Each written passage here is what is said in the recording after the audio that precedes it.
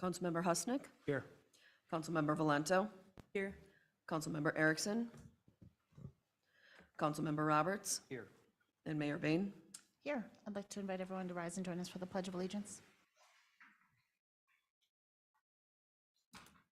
Pledge allegiance to the flag of the United States of America and to the republic for which it stands, one nation, under God, indivisible, with liberty and justice for all.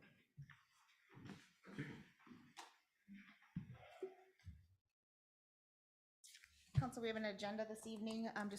Just note, we are in a workshop session tonight. This is intended to be a working session of council. Anything that we discuss this evening that requires official action will come back before council in a regularly scheduled council meeting for official vote. And so this is, again, just a working but important session of council. On our first item on our agenda this evening is open forum. Open forum is any interested parties opportunity to speak to council on any topic of your choosing. And wondering if we have anybody for open forum tonight. No, okay. Very good. We are going to kick off tonight's workshop and kind of a good introduction to the year with departmental overviews. And Patrick, do you want to get us started? Yes, I will.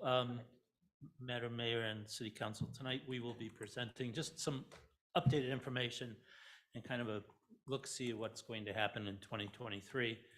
We will be playing little musical chairs here, so each department will be giving their own presentation, but we will have each department do it them on their own, so if there's questions or they can ad-lib if they need to add more information. So Karen, if you can connect me here, we can get started.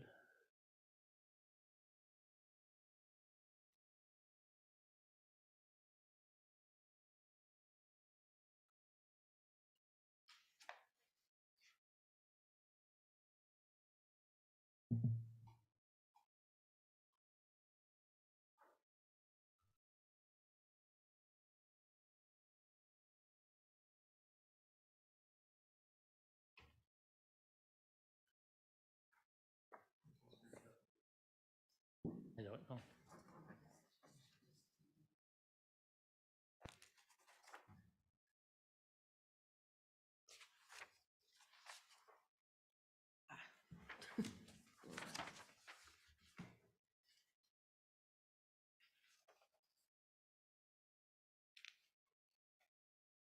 Is there just a function key, Dan? Is it?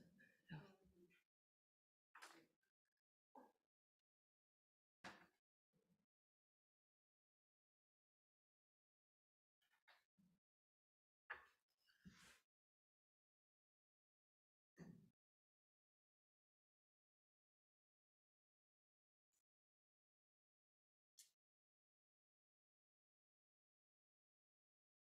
Or does it extend? Oh, now I really wrecked it.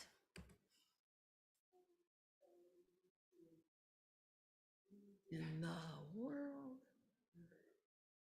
Oh my gosh, I can't do it. Okay, now you're back. So sorry. Duplicate.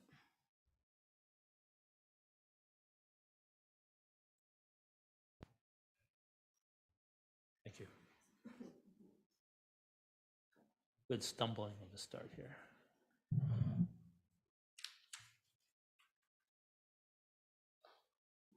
Okay, so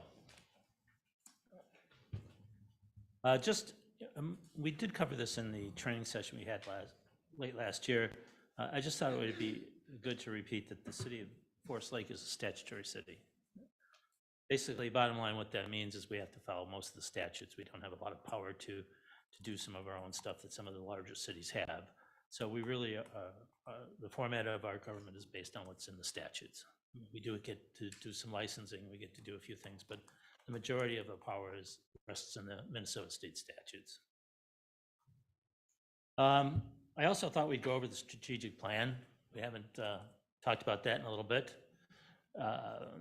I'll go over each of the objectives that we had in the strategic plan. If you all recall, a few years back, we held a strategic planning session. We had, actually, I thought a really good turnout from the citizens, a lot of participation. And we came up with 4 objectives from the strategic plan. The first one is that the city of Forest Lake is obligated to operate in a financially prudent and responsible manner while maintaining the basic infrastructure and facilities for the community. Develop a sound financial plan and infrastructure plan is a major component of impacting the quality of life and economic development. Well, we did come up with a 10-year plan to address some of the needs that we talked about. We presented that to the city council last year, but we do need to continue to update that and finalize that policy. We still have the park plan that is in draft form that we'll need to bring to council this year, and then integrate that into the 10-year plan. The important thing, however, is that I would hope and will present to the council a policy document that adopts a 10-year plan. When I say adopt the 10-year plan, and not to get too far into this, I mean that the concept that we have a 10-year plan. It's not always going to be able to be followed in the 5 years or 6 years or 7 years or 8 years, but we have to lay out some kind of structure and some kind of roadmap to how we do and pay for what we have to do, whether it's infrastructure, buildings, and so forth.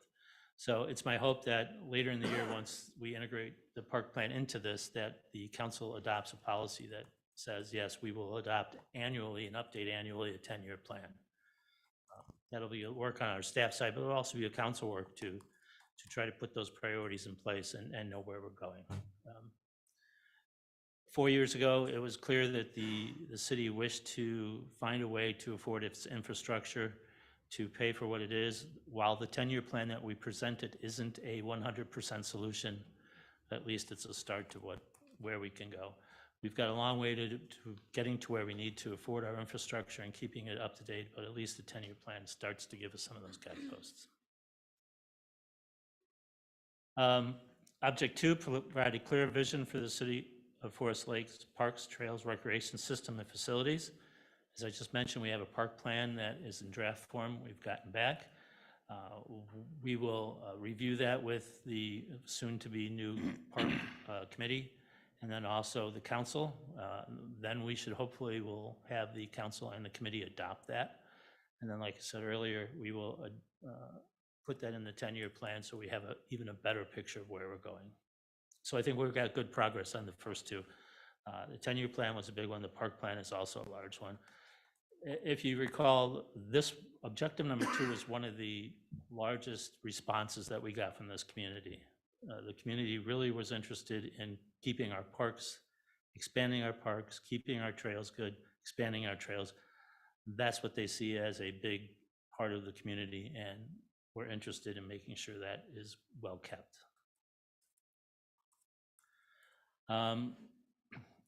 Proactively engage in a diversified community outreach, social media, and communications.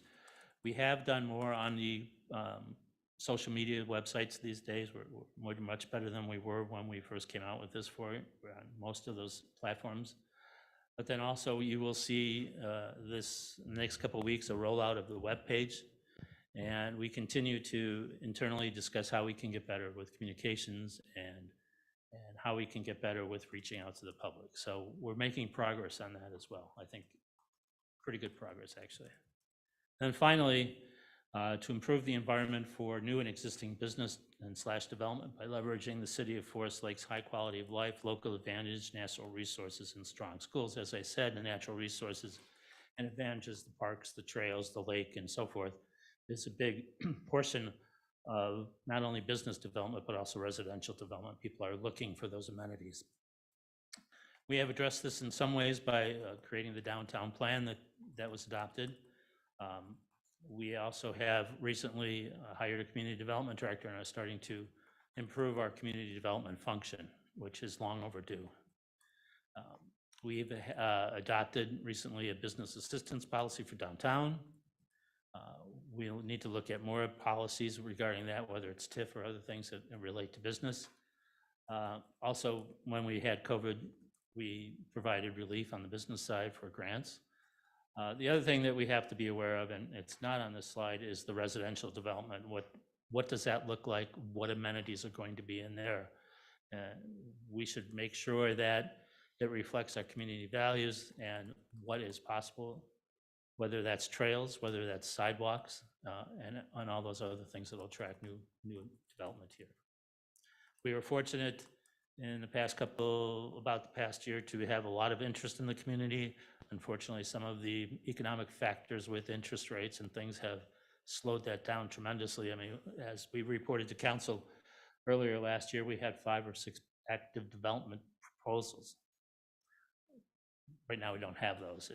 So we're hoping that this year, once inflation and everything kind of settles down, that this will come back. We are the natural next growth area for the metro area, so we're hoping to see that in the future here. Administration, I'll go through this quickly, what the responsibilities, besides everything that you want us to do. Direct administration of the city and as provided by the council, so you give us the direction and what we should be doing. State and federal also has some direction on what we're supposed to do, whether it's for personnel issues or police issues, things like that. Coordinate this with the city council administrating the city affairs. We provide policy recommendation. We participate and are active in local improvements in the city projects with engineering and the city council. We're responsible for the financial statements and the financial overview of the city. Of course, we have to attend and participate in council meetings, coordinate city programs as authorized by the council, supervise and have day-to-day oversight of all the activities of city departments, heads, and administrative staff, make recommendations to the council for the employment of city staff, work in cooperation with our city attorney and our city engineer, consult with elected and appointed officials, and what I mean by that is the state and federal officials, that I think we've been actually pretty successful doing. Stay informed of any changes in state and federal county programs that might affect the city. Again, we have some good examples of that recently on the state level. And then negotiate and negotiate the terms of employment for the unions and any employees that we employ. I mentioned some of this already. The year ahead, what we look at is the 10-year plan. We have presented that to the city council, as I indicated. We need to refine and include priorities from the parks master plans. We need to update that presentation to the city council, and then we'll need to adopt it as a policy. One of the major building issues or capital issues is the public works building.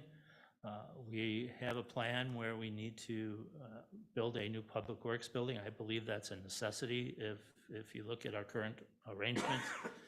It's crowded. Storage is at 6 or 7 different places. It makes for inefficiencies and people getting to their jobs, getting the equipment. I think that's an important thing for not only for the operation, but the future of the city. The city's going to be larger. We're going to need a facility that can handle all its needs. It doesn't only include those streets people, but it's also the water, all the water equipment, the sewer people, all whatever equipment they need for the sewer. So I think there's a definite need to look at building a new public works building in the future. In the 2023 budget, there is funding for a needs assessment. That would be hire somebody to say, okay, what do we need to have in a new building? What's that look like? How big is it going to be? What kind of configuration, some concept designs, and then what are we going to do with the old space?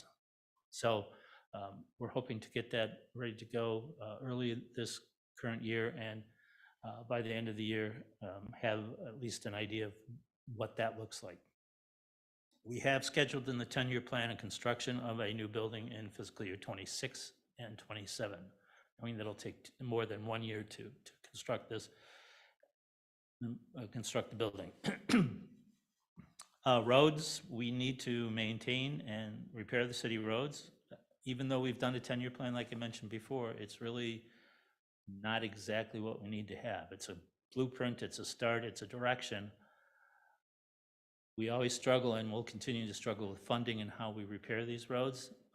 That's a major challenge to staff and the council on how far can we go, what kind of monies do we really need to do this? And then try to balance that off with raising taxes or other sources of income.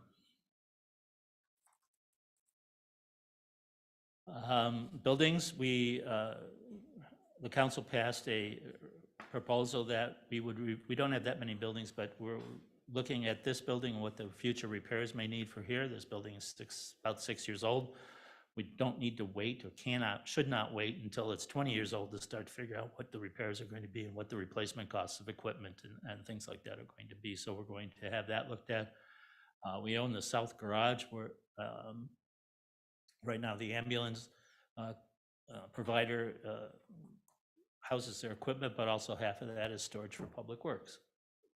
So we have to look and see what shape that's in. And finally, the senior center.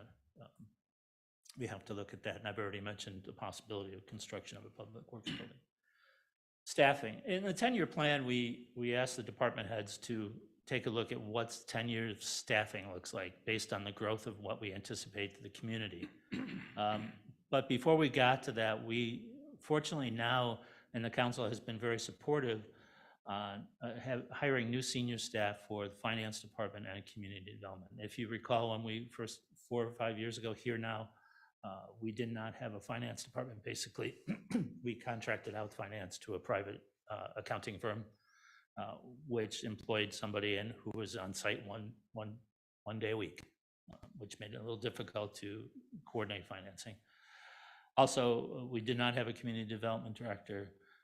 The community development function was centered on one person who was supposed to be the community development director, the planner, and all of the other things, and the enforcer of ordinances and things like that. So we appreciate that the council has had the wisdom to support us in 2 new staff positions for finance and for community development. I think it's an improvement and really back to where you were, where you're about 2014, where you should have stayed. We also have new support staff in finance. We had a turnover of finance staff, so we have a new accounting manager position. We have 2 clerks that are new, so we're fairly new and green in the finance department, as well as we're new and green in the community development department. Both the senior staff in finance and community development are only here a year or less than a year, really.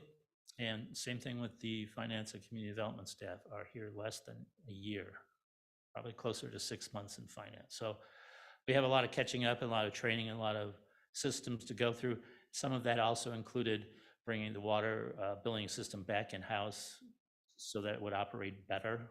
And again, we contracted that out and it just wasn't a success. It was poor. So in the 10-year plan, as I said, we asked the department heads to give us their opinions on what they need. We've added a few police officers lately, so we've done that. The council's added 2 police officers, or 1 position I could recall at this point. But in the future, we're looking at community service officers as our officers. It makes some sense to hire civilian officers to take those low-level calls from the community, whether it's the dogs or whether it's somebody running off and not paying for their gas or things like that, that they can take a report and do some traffic. So it will aid the police department in shifting the resources more to the patrolmen to do the more serious type of work.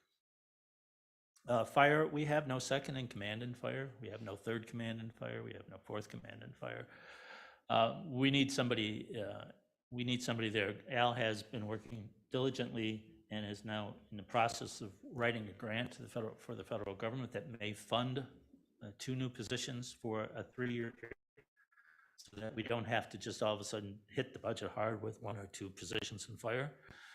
If we get the grant, we can phase that over 3 years and slowly increase the budget so we can afford to have those without really killing the tax bills. Planning and zoning, the council was gracious enough to approve an administrative assistant for 2023. Hopefully that will work.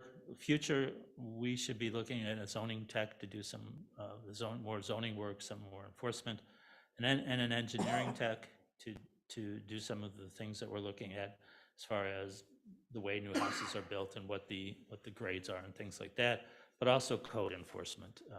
Again, this is like a broken record. We get a lot of calls on code enforcement, whether it's beat up cars, whether it's neighbor disputes, whatever it is. We have a lot of code enforcements. We do not proactively go out for looking for code enforcements. That's not what we would be doing here.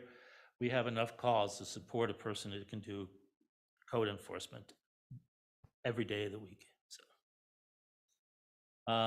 We should be looking a little bit closer at what our needs in economic development are.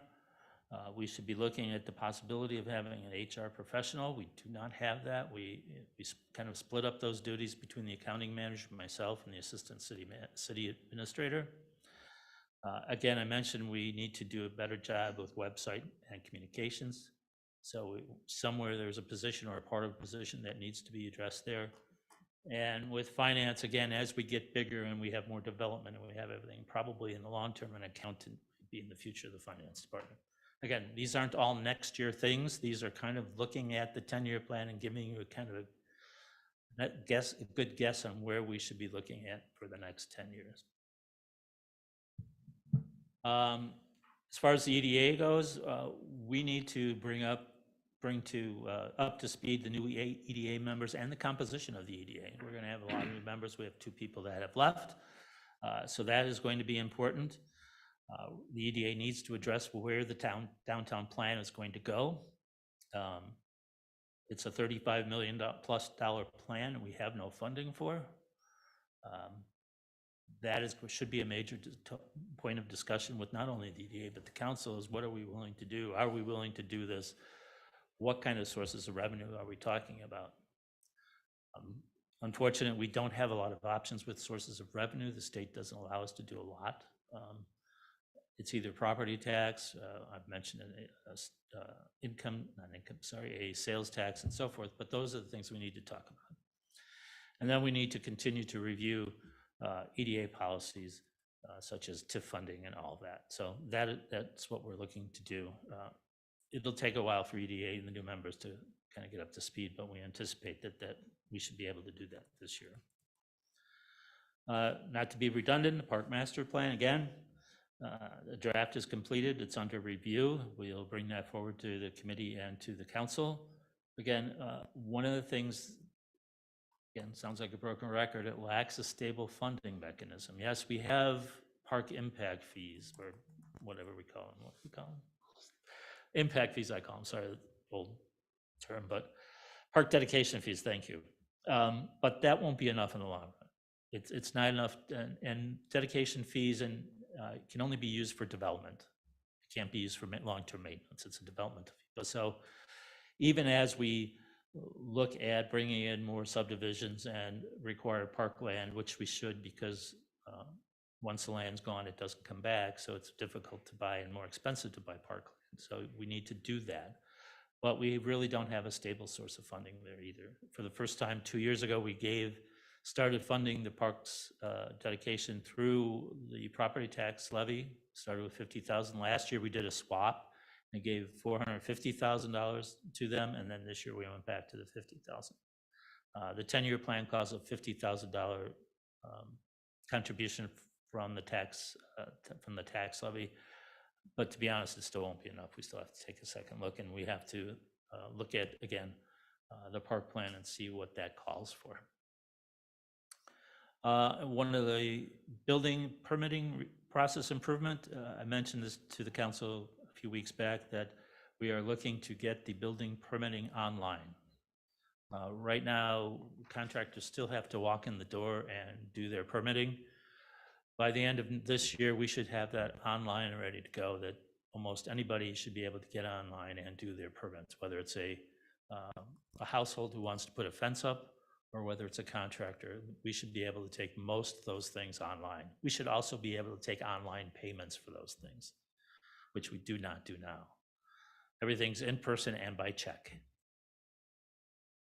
That was great 20 years ago, but people don't want to operate that way. Contractors don't want to operate that. Families don't operate that way.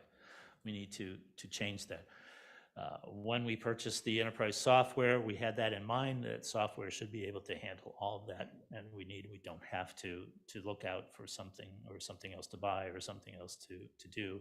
What we do have to do is kind of re-implement our building department software.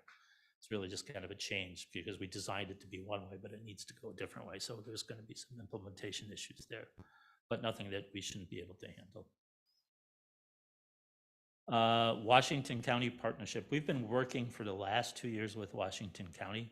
They would like to build and operate an environmental center and waste drop-off at the site that the city owns across 61 from the airport.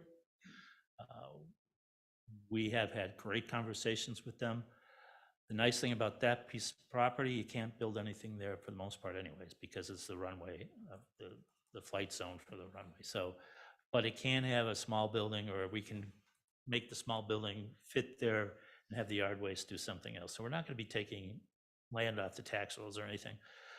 This is also the same site that we plan to put the Public Works facility in. So it will be, hopefully, if we can do that as well, it'll be a nice public campus, and land that's already owned by either the county or the city, and across the street from the county service center. So it kind of centralizes those kinds of services.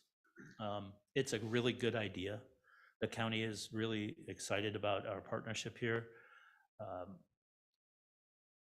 We hope that now that the county has gotten it approved at their level in many ways, that we can start to bring that before the council and have an agreement on what part of the land they have, what part of the land we have. They'll want to own their piece of property, and I would argue that we don't charge them a lot of money for that, and $1 or $10, something like that, just because of the partnership. This will also allow us in the future to close our own yard waste center. What you do is swap a yard waste center that's open a couple of days a week, depending on what season is, to a full-time yard waste center. And we save some money. So it's a great deal for the city. We're looking forward to getting that further down the road. I don't anticipate that opening this year, but I anticipate building or some kind of agreement to start this year, I would hope, depending on the county.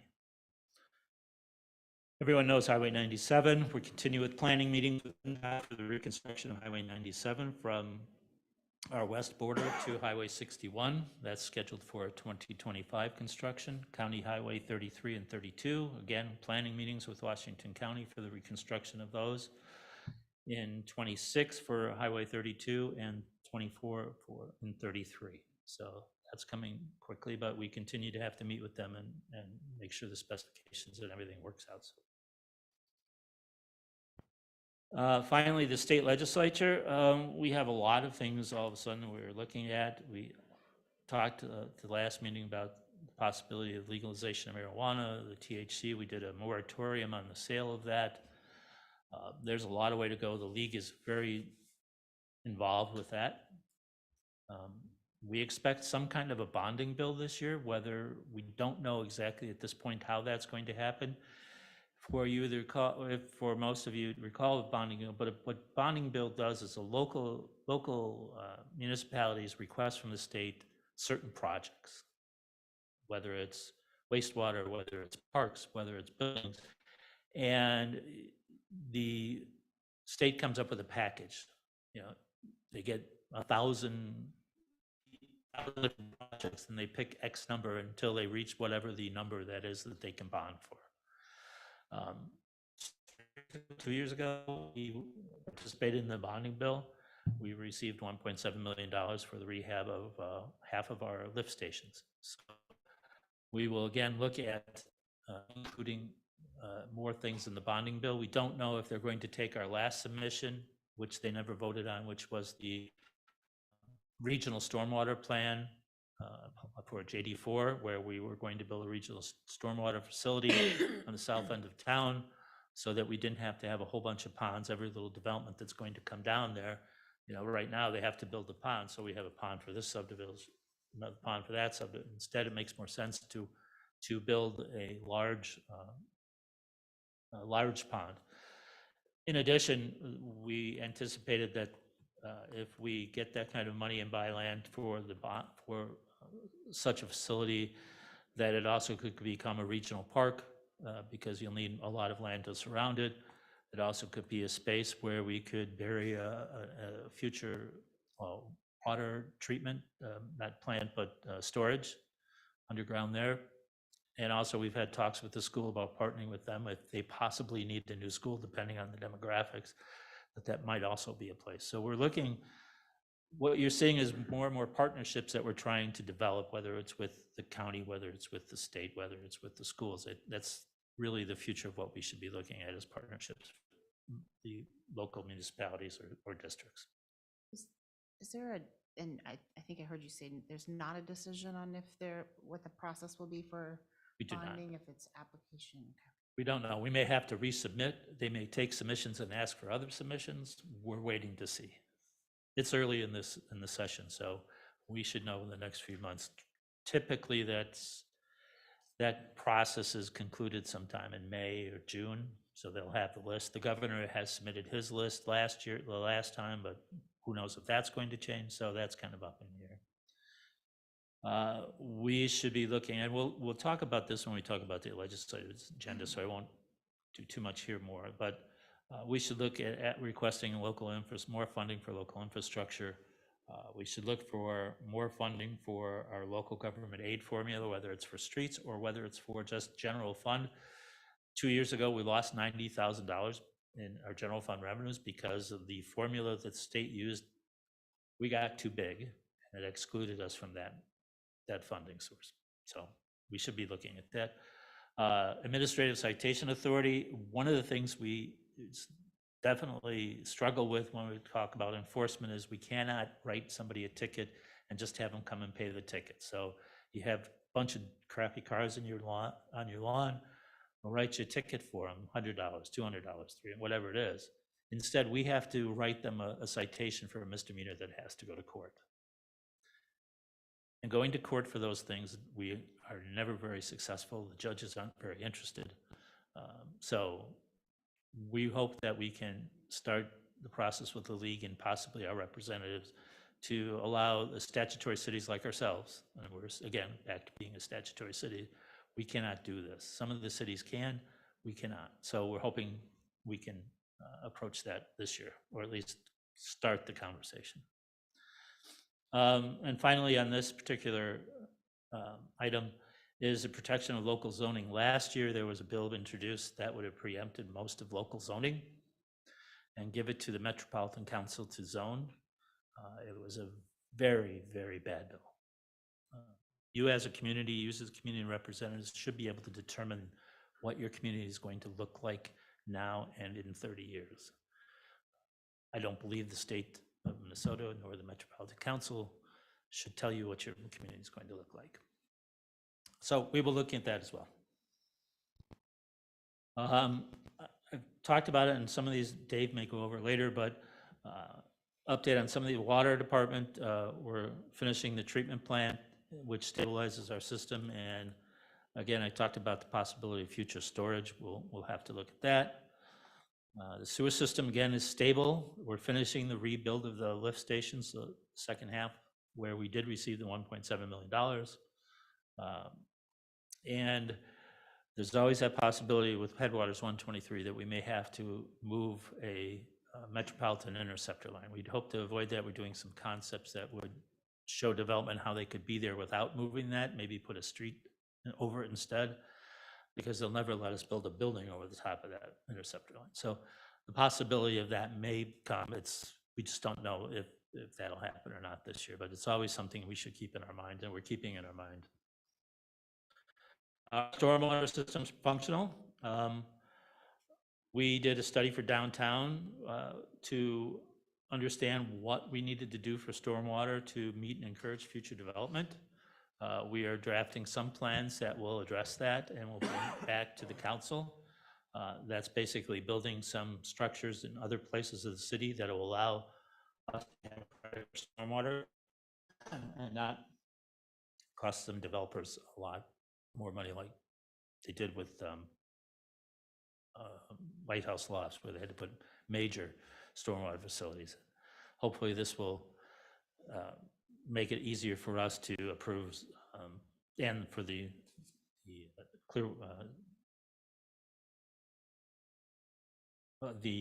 water authority to approve some of these things. So, and then I mentioned the J4 study with the regional stormwater and the legislature request.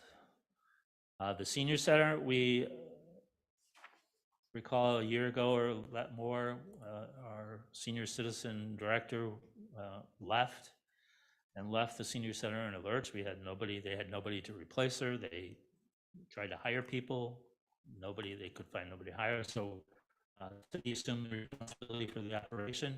It is a city-owned building. The senior director has done an outstanding job. We're a record high member. It's almost fully programmed. There's something going on there most of the days. We don't do Fridays, but you know, they're going out to the casino or to dinner theaters and cards, and it's an amazing turnaround. And we've found that the space there, when it's not in use, has become a very popular space for the community to rent for small events, whether it's for christenings or birthday parties or things like that. So that's a real good thing. Broadband expansion, we came to you last year asking to the council to approve a grant application to the state and to the county, and with a contribution of $50,000 from the city to extend broadband to the areas that we don't have it now. That's mostly in the south part of the city. Those grants were approved. MidCon is planning for that. And so we have a lot of people who are very happy, and hopefully we won't have the complaints that we had. I can't get broadband, or it's slow, or things like that. And hopefully that will take care of a big portion, if not all of it. I would say probably not all of it, but a large portion of some of the complaints. So there'll be, I don't know what the timetable is, but new fiber will be coming in and so forth, and everybody will have access to high-speed capacity, which we found as during the pandemic that is pretty much a necessity in our day. So, similar to what the telephone was for us older people. Labor contracts. Fortunately, we have just gotten completed last December. You approved the police patrol and the police sergeant's contract. That contract, both of those contracts go through the end of December of 2025. So we have a 3-year period there, which is great. The Public Works and AFSCME, the clerical, and the professional employees contracts all run through December of 2024. So we have another year of peaceful and quiet labor relations.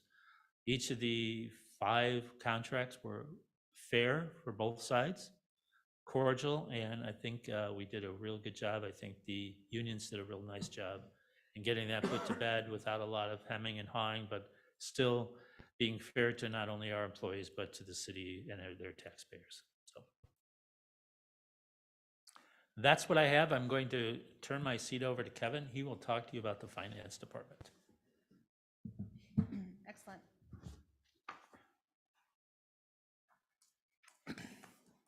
All right, thank you, Patrick. Mayor and City Council, so I'll be going over the finance department. If you have any questions along the way, feel free to stop me, and then if you have any at the end, I'd be happy to take those as well. So we begin with looking at the finance department structure. This has changed a little significantly over the last few years. As Patrick mentioned before, the finance director was contracted out from, I believe, about 2015 to 2019, so for about 4 years. So prior to that, there was a finance director here about 1 day a week, and then the 3 staff that you see at the bottom, payroll, accounts payable, and utility billing. And then, as Patrick also mentioned, in 2021, the accounting manager position was approved to be hired, and that's where Kim Carlson came along, and now is the accounting manager. She's sitting right behind me here. So now this is where the department structure is currently.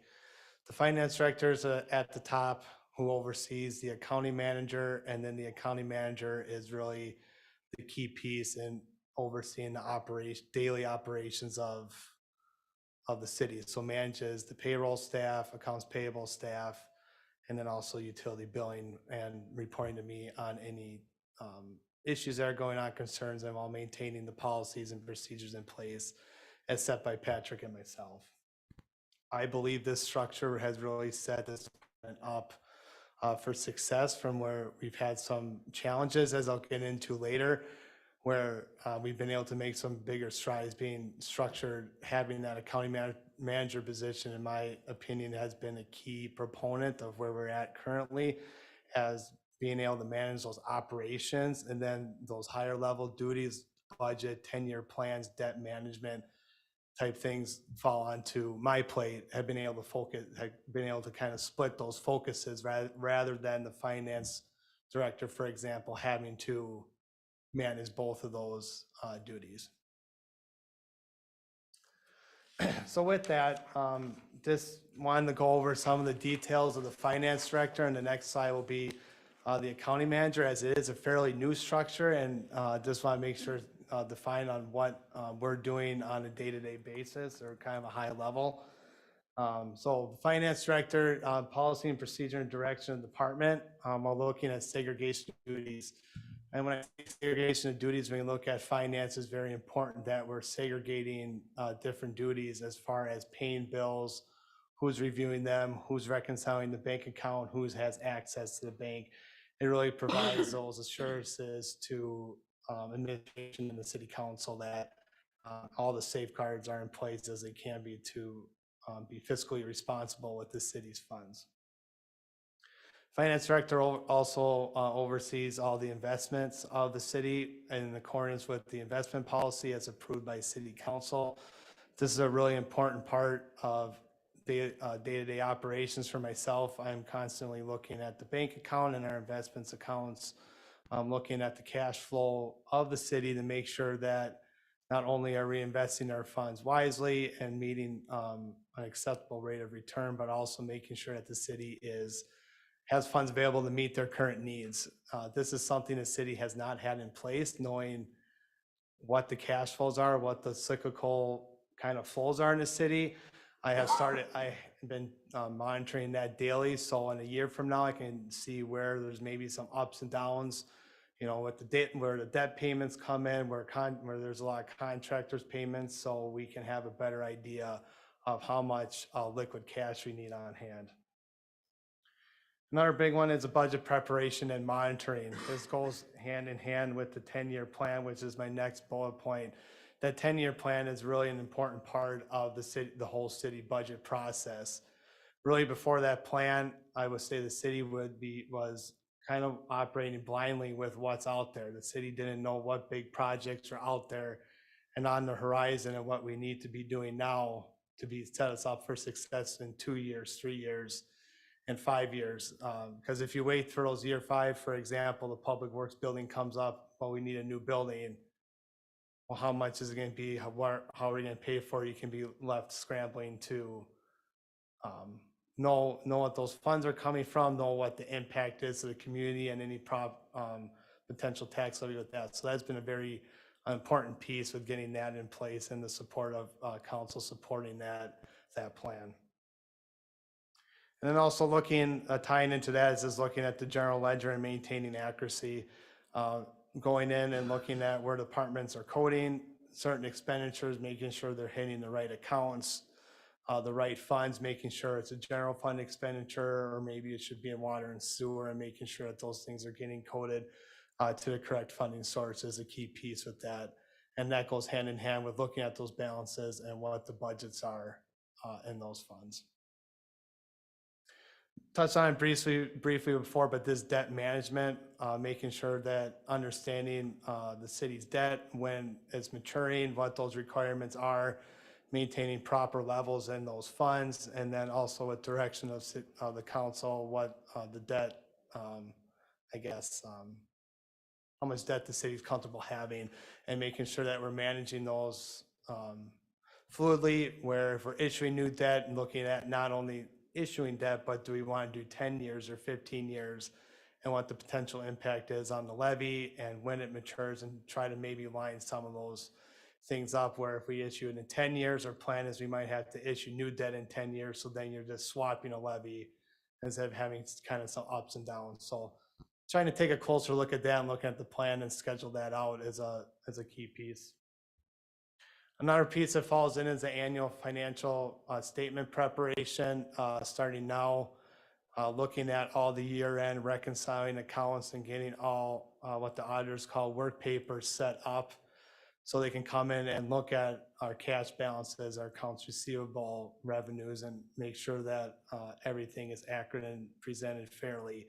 It's a big piece of what the finance director does myself. With that audit happens at the end of April.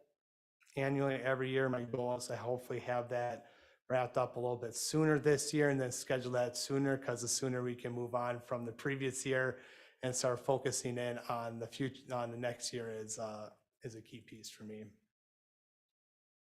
Also looking at the bill backs and escrow management as it falls in with community development, with all the developments and all the things that fall in that realm of the world, to make sure that not only are we having timely bills sent out, but looking at the balances and making sure that what we are collecting is covering the costs of those development and developing a process around those. I know Abby will touch base on it a little bit later, and I'll touch base on it on a future slide. This has been an area of need and a challenge in our department. Patrick touched base on it too, but human resources kind of falls in the realm of himself, Dan, myself, and Kim. It can be a challenge just with not having direct HR experience. HR does fall in the realm of finance regarding benefits management, as it falls within the payroll, and we administer the health insurance, disability insurance, whatever, all the benefits that the city offers. We do have a very good handle on that, and we did just go through a proposal and switch health insurance providers for 2023. So I feel we've made some great strides in that realm as far as providing better information to staff and better benefits to the staff as well. And then finally, but not least, is this oversight of the accounting manager, checking in, making sure that all the operations are going as they should be. If there's any issues and where I need to step in and help out with that, to make sure that those are operating efficiently.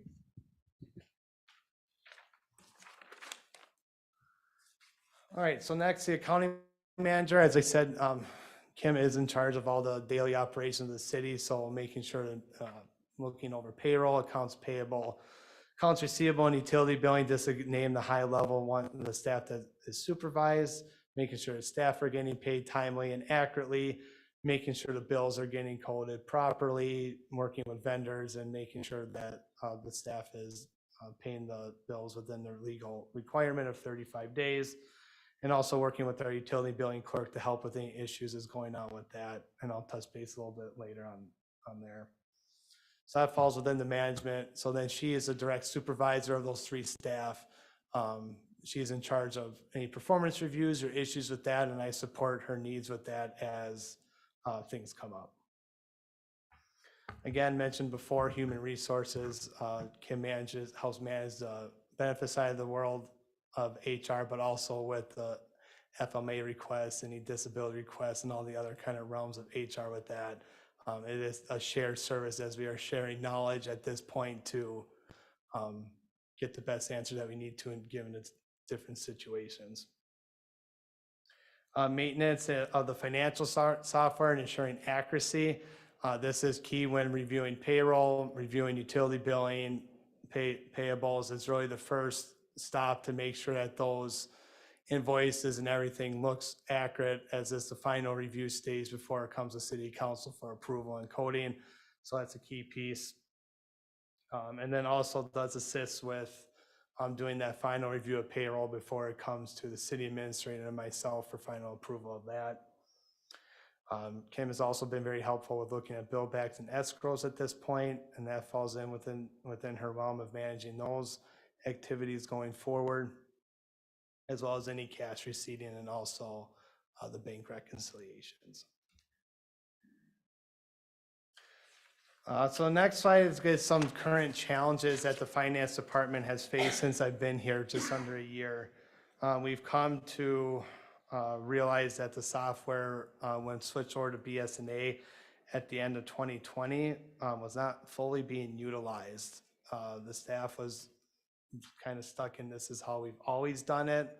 We're just going to do it that way, and didn't really explore what the software can do for us to make our life easier. A lot of things were tracked on Excel and paper, and that has proven very difficult to follow and or find to see where some of those things are at. So a couple of things with that is the accounts payable system allows invoices to be electronically routed to departments for approval. That was never explored when it was set up, so that is now being utilized and routed for that rather than getting the invoice, printing it off, routing it to paper, bringing it back. So there's some of things like that. The modules are able to, what I'll say, talk to each other a lot more than what they have been. We're able to refund directly out of utility billing and have a talk with accounts payable to, if there's a refund due, like there's a closing, so an estimated utility bill was made, they overpaid, which is very common, so then there's a refund due. Those refunds are getting processed manually and removed manually from utility billing, where you could just automatically push those out of the system and into accounts payable. So those are just a few examples of when I say that the software is not being utilized, there's a lot of inefficiencies around how some of those processes were being done. That Kim has been very instrumental in getting that taken care of. I think that goes back to when that software was set up, there wasn't enough oversight just from making sure all the avenues were explored. I think there's just some lack of direction, something that can just go back to when there's a contract to finance. When the finance director was contracted for a day, a lot of those inefficiencies in those 4 years where you had 3 staff with minimal oversight, just trying to get the work done, I think played into how some of that kind of carried over into the software. Big challenge has been bill backs and escrows. As I mentioned before, a lot of these were tracked on paper and invoices and not fully being utilized with a combination of project accounting properly being tracked in the building module. And it was it's very inconsistent. We would see that some of the escrows would be received in the buildings, but then the invoices would not be applied. So then when we would go to refund, the buildings are showing $5,000 escrow, but they're really expenses quoted to escrow that were tracked on paper. So there's been a lot of digging to ensure that the city is being accurate with these type of escrows and accounting to make sure that the city is getting their money that is due to them, but also making sure that we're fair to these developers, that if there's a refund due when we're closing out these projects, that is accurate as well. So that's been a very hard, I guess, most challenging issue and time consuming from my perspective. We made a lot of great strides with that from where we were when I first started. Abby has been very instrumental with that process too, and her knowledge. So I do feel that we are getting going in a good direction with these, but it is taking some time just to really dig out of that hole. Utility billing has also been has been a very big challenge. This was outsourced, I believe, about 10 years ago. And when it was outsourced, there was a utility billing clerk still here at the city, and the management of the communication between what was being updated here and what was being updated with that contract vendor, there was a lot of inconsistencies that we've been finding. One of the main things is when you have a meter ID is assigned to every meter that's in every house in the city. If that meter ID is wrong and the public works is driving around doing their meter reads, if that meter ID is wrong, it will ping back, but it won't be tied to any account. So we've run into instances where there's been accounts been using water, but they have not been billed. So Kim and staff have been going through those accounts and finding those errors. Again, just the software not being utilized, there's a lot of reports that are run and can be run that signal where possible issues are, and with focus on those issues, being able to catch a lot of those and fix a lot of those problems. So Dave's team's been very instrumental with helping along with that, along with Kim and our utility billing clerk. Have been working very hard to get that. So I think Dave and his staff are working together to try to get this solved. Also, a big key to that is having the proper PIDs assigned to these accounts. When we're looking at making sure that we have all the accounts set up properly, all the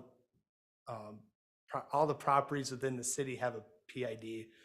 We have found that not every property that has been assigned a PID on the county website is in our utility billing system. And that has gone back to some of the challenges that the city has with some residents are on full water, sewer, storm. Some just have sewer as they have their own private well, and some just have a surface water management fee, which is billed annually. And that's where most of these have been getting are missed because they don't have a water, they don't have a meter installed, they don't have sewer, is just surface water that's being charged. So we've been working very diligently with that and making sure our system is matching what the county has, making sure that all addresses in our system have a PID assigned and that it's correct, and cross-referencing that with the county. So again, it has been a very big challenge with utility billing. We are making great strides in that, but just with every billing that comes up, we seem to be finding some more and more things that are coming up, and that's just coming with experience. Having Kim here now over a year, our utility billing clerk just started in July, so just getting that experience and understanding, again, what the system can do for us and what reports are out there has been very instrumental in helping us dig out of that hole. And going all back to this, how all this ties in is just the documentation piece. There was no documentation on how processes ran. It was a lot of, well, this is what I do, I don't know what happens after me type mentality.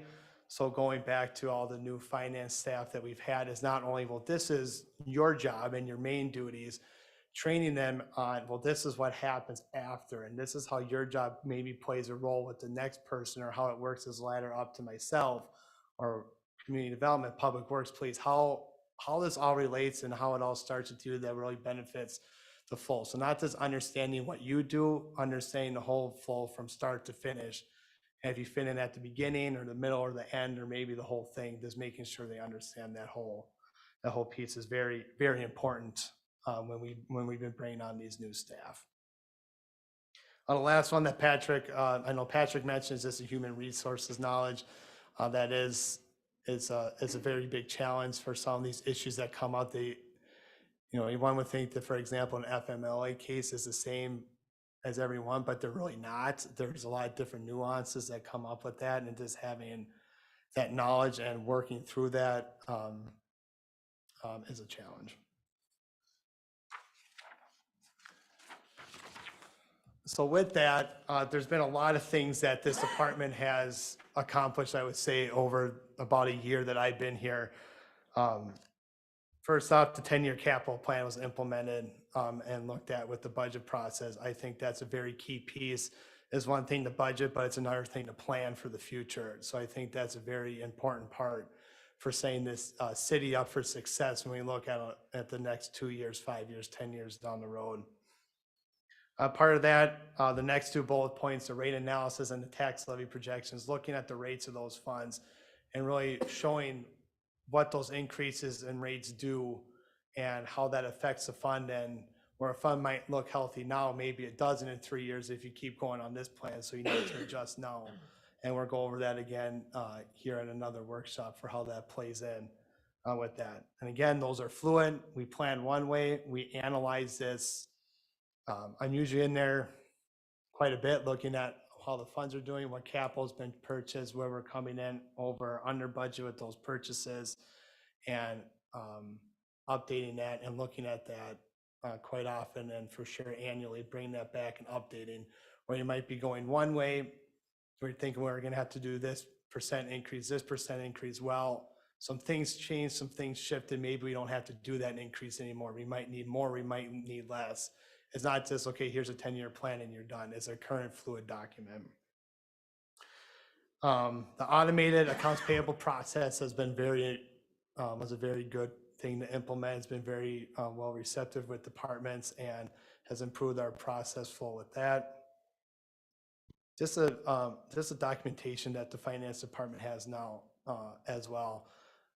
I don't go in and pay bills. It's not part of what I do. But when I look at the documentation and review it from what our accounts payable clerk and Kim have documented, I can go, if I needed to, under extreme circumstances, go in and make sure that the city bills get paid. And that's what we strive for. That someone that doesn't do it on a daily basis can go in there and follow step by step to get to make a process work. And that's very helpful if someone ends up going out on FMLA or a long-term leave, or they leave for another job, that someone can step in and help with that. And that goes into the next bullet points, is cross-training employees. That has not been done here before, but just having that understanding, not if the accounts payable person leaves, that our utility billing staff knows the basics of accounts payable and is at least somewhat familiar with it, or knows her process. She knows where the emails get sent to. She knows where things are filed and how things are organized. Like this, having that knowledge to step in is very important. Having a centralized field card was implemented this year. That has been, from my understanding, a very good change. We used to have fuel cards at Quick Trip, at Holiday, at Monomar. So depending where employees were in the city, they were buying gas from different locations. So then we'd have to pay 3 bills. We'd have to reconcile 3 bills across multiple departments. Now with one card, those employees can go to any of those stations, but all the bills come through on one statement. So it's a lot better part to reconcile, a lot easier for them to use. And it's also going to really help in the future, I believe, with the fuel budget, because right now we don't really have a good history of, well, how many gallons is Public Works using on a year? How many gallons is, so we can really try to key in on that. So I view that as a big benefit going forward. And there's been a lot of operating efficiencies when we look at payroll, accounts payable, and utility billing. When we looked at payroll, there's a lot of unnecessary steps that were happening. For example, staff would submit vacation requests to their department head. The department head would approve it. They would approve their time card, but then the time off request was going to our payroll clerk to review and approve and make sure everything was coded right. So there's a lot of redundancies in our process that were eliminated that has really made that more efficient, but also I feel a lot more stronger control and review process as well. I worked also with the fire department. The fire department payroll was getting manually done on 2 sides. Working with Al and our payroll staff, we were able to determine, well, we're kind of doing the same things. Reformat the spreadsheet. If you just enter it this way, it gets imported right into our system, which eliminates a lot of potential data entry errors and just time from having 2 people have to data enter as well. Accounts payable, a lot of key things there. There was a lot of duplicate vendors set up, meaning there might be 3 vendors in the system, for example, Bolton and Mink, just because the bills need to get sent to, better one would be the state. We pay a lot of different bills to the state. One goes to this department. So we had different vendors set up for the state just because it was going to a different address. So when you would go look at activity for a state, well, was it this vendor? Was it this vendor? So combining those and redefining that process. I mentioned the automated workflow, but then also key piece was W-9s. The city's required to have W-9s on file. When Kim got here and I got here, W-9s, one, were either not on file or they were old and outdated. So we worked very diligently this year to, one, either find them, get updated W-9s, and make sure that the process is that we do not pay vendors without that W-9 on file. And this with utility billing, I mentioned before, there's been a lot of cleanup with the PIDs.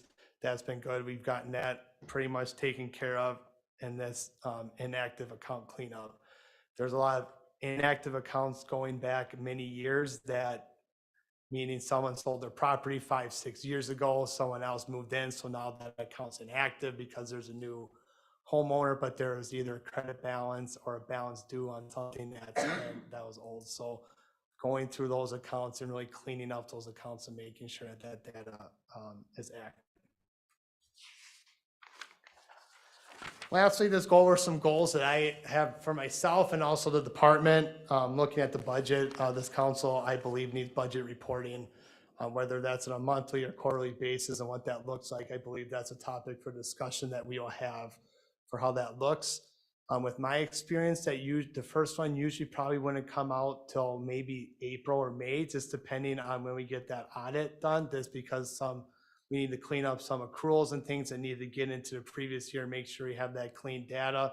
Like I said, though, I would like to get that moved up so that we can kind of push all this up and really kind of shoot to have like a first quarter budget report as the first one of the year going forward. Kind of looking at our budget for what we have now, we made a lot of great strides, I feel like, in our process and how that looks. But this adding some things to that budget document, whether that's graphs, some charts, having the department summary page of what they do, what some goals are, what things they've accomplished, just to provide some context to the numbers during the budget, are some things that I look to be added for the 2024 budget. And then this kind of look at a brief 2 or 3 page budget summary, and what I call kind of a summary and brief, budget and brief, that can be published online, given to residents that instead of getting caught up in all the details and maybe a long document, there can be a good tool this to go to and say, hey, here's what your tax levy dollars are paying for. Here's what's new. Here's what changed. Here's some initiatives that we have to really make it more of a benefit to departments, the city council, and also the citizens of Forest Lake. I'm looking at the city fees. I look at the city is in need of a fee study, really taking an in-depth look of the fees we are charging, what amounts we are charging, and making sure that those are not only covering city costs, but in line with other communities and what the proper charges should be, just to make sure that those are fair and to the citizens. And this operating, as I mentioned before, there's been a lot of cleanup. There's a lot of things that we are still improving on and are working on currently, and I only see that getting better this year. So this to continue that type of cleanup.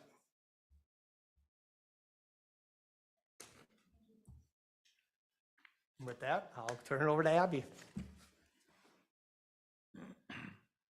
Thank you, Kevin. Thank you, Council, for giving us this time to give you a brief introduction to everything that's going on. So Forest Lake Community Development Department, it's relatively new in a way.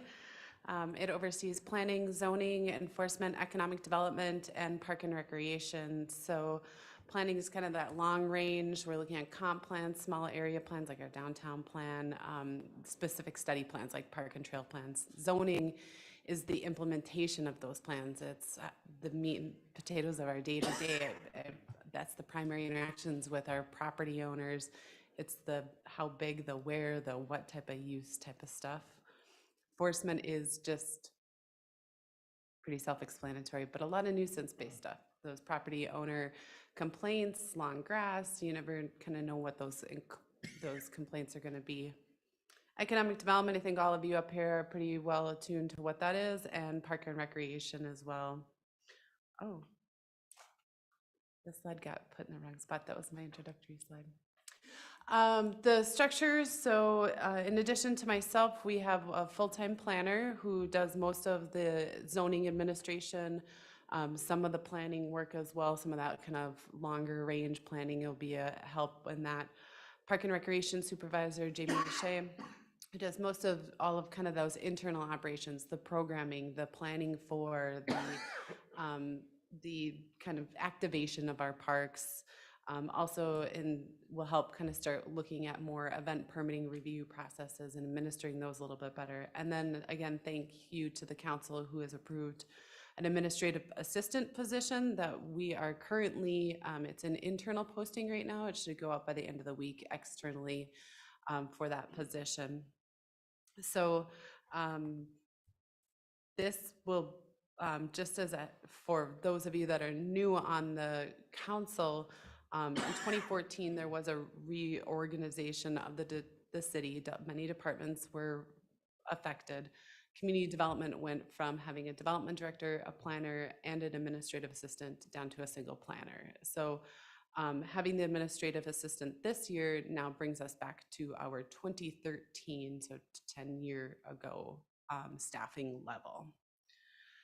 So our budget this year, you've approved about a $420,000 budget. It is an increase from 2022. Most of that is for staffing. The other increase really is for consulting services, both outside consulting and legal, to really help us with the zoning code amendment. Even though it is a 39% increase from 2022, it's actually about 12% increase from what we actually spent in 2022, because so much of the time in 2022 was using consulting services, our planners, Bolton and Mink, Nathan and Franny, who was really helping just kind of keep the ship afloat before I got on and Ken got on. When adjusted for inflation, just so you know, we're still under where we should be adjusting that budget from 2013. It's just one of those things that we're just not kind of keeping the department on par with just where we should be. Economic development, I have 150,000 in that annually. That has not changed in the last year. And Parks and Recreation programming, it's a slight increase from 2022. Operational issues, so I mentioned that 2014 reorganization, and without a community development director for 8 years, the organization has really suffered. And I've mentioned this to the council in the past. At a time when we've redeveloped the organization, our population increased by 10%, homes increased by 18%. Our resources were decreasing, but the workload was increasing. So there's a lot of text on this page, but really what I wanted to show you is the building permits that would have to be reviewed by planning and zoning. So that's looking for setbacks and impervious surface coverages and how tall a house can be, or all those sorts of things. There was about a 48% increase in the last 9 years. Zoning permits, we've had a 36% increase, and complaints have just skyrocketed. I don't know necessarily during the pandemic years, communities saw a lot of complaints. People were home more, right? It's just one of those things. So I haven't really seen how that adjusts to 2022 necessarily, but overall we are seeing a rise in complaints. People just have a higher standard maybe now, especially as we have urban development coming in. People have a higher standard for what their neighborhoods, what their communities look like. Operational issues, I'm not gonna lie, there are issues like technology, right? But a lot of our operational issues really stem from that just lack of organizational oversight. The development community we have a poor image. We have an image that we're not necessarily the most friendly to work with, and the development communities kind of pass the community bias. So one of the biggest operational issues that I face and my team face is changing that image and really helping start to improve the development climate within the community. Not saying necessarily that we have to, bend over backwards or change all our rules, but just being more accommodating and more friendly is something that is high on my list. And that's everything from just those pre-development planning interactions before, that first step, that first phone call, to the final inspection. That process is looked at and approved how we can. The next in that is, and I kind of put organizational alignment and policy procedure analysis, they're one right after another, but they're very much hand in hand. Reviewing all of the policies and procedures of planning and zoning, economic development, enforcement, and how they're really relating to some of our organizational operations is very important right now.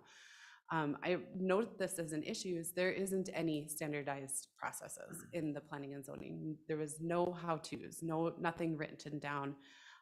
Bolton and Meg really held the ship up for us for a long time, and that's been great. And now that development's kind of slowed a little bit, the building permit review's been slowed, we're taking some time to really write down what we're doing, how we're doing it, just to start that baseline.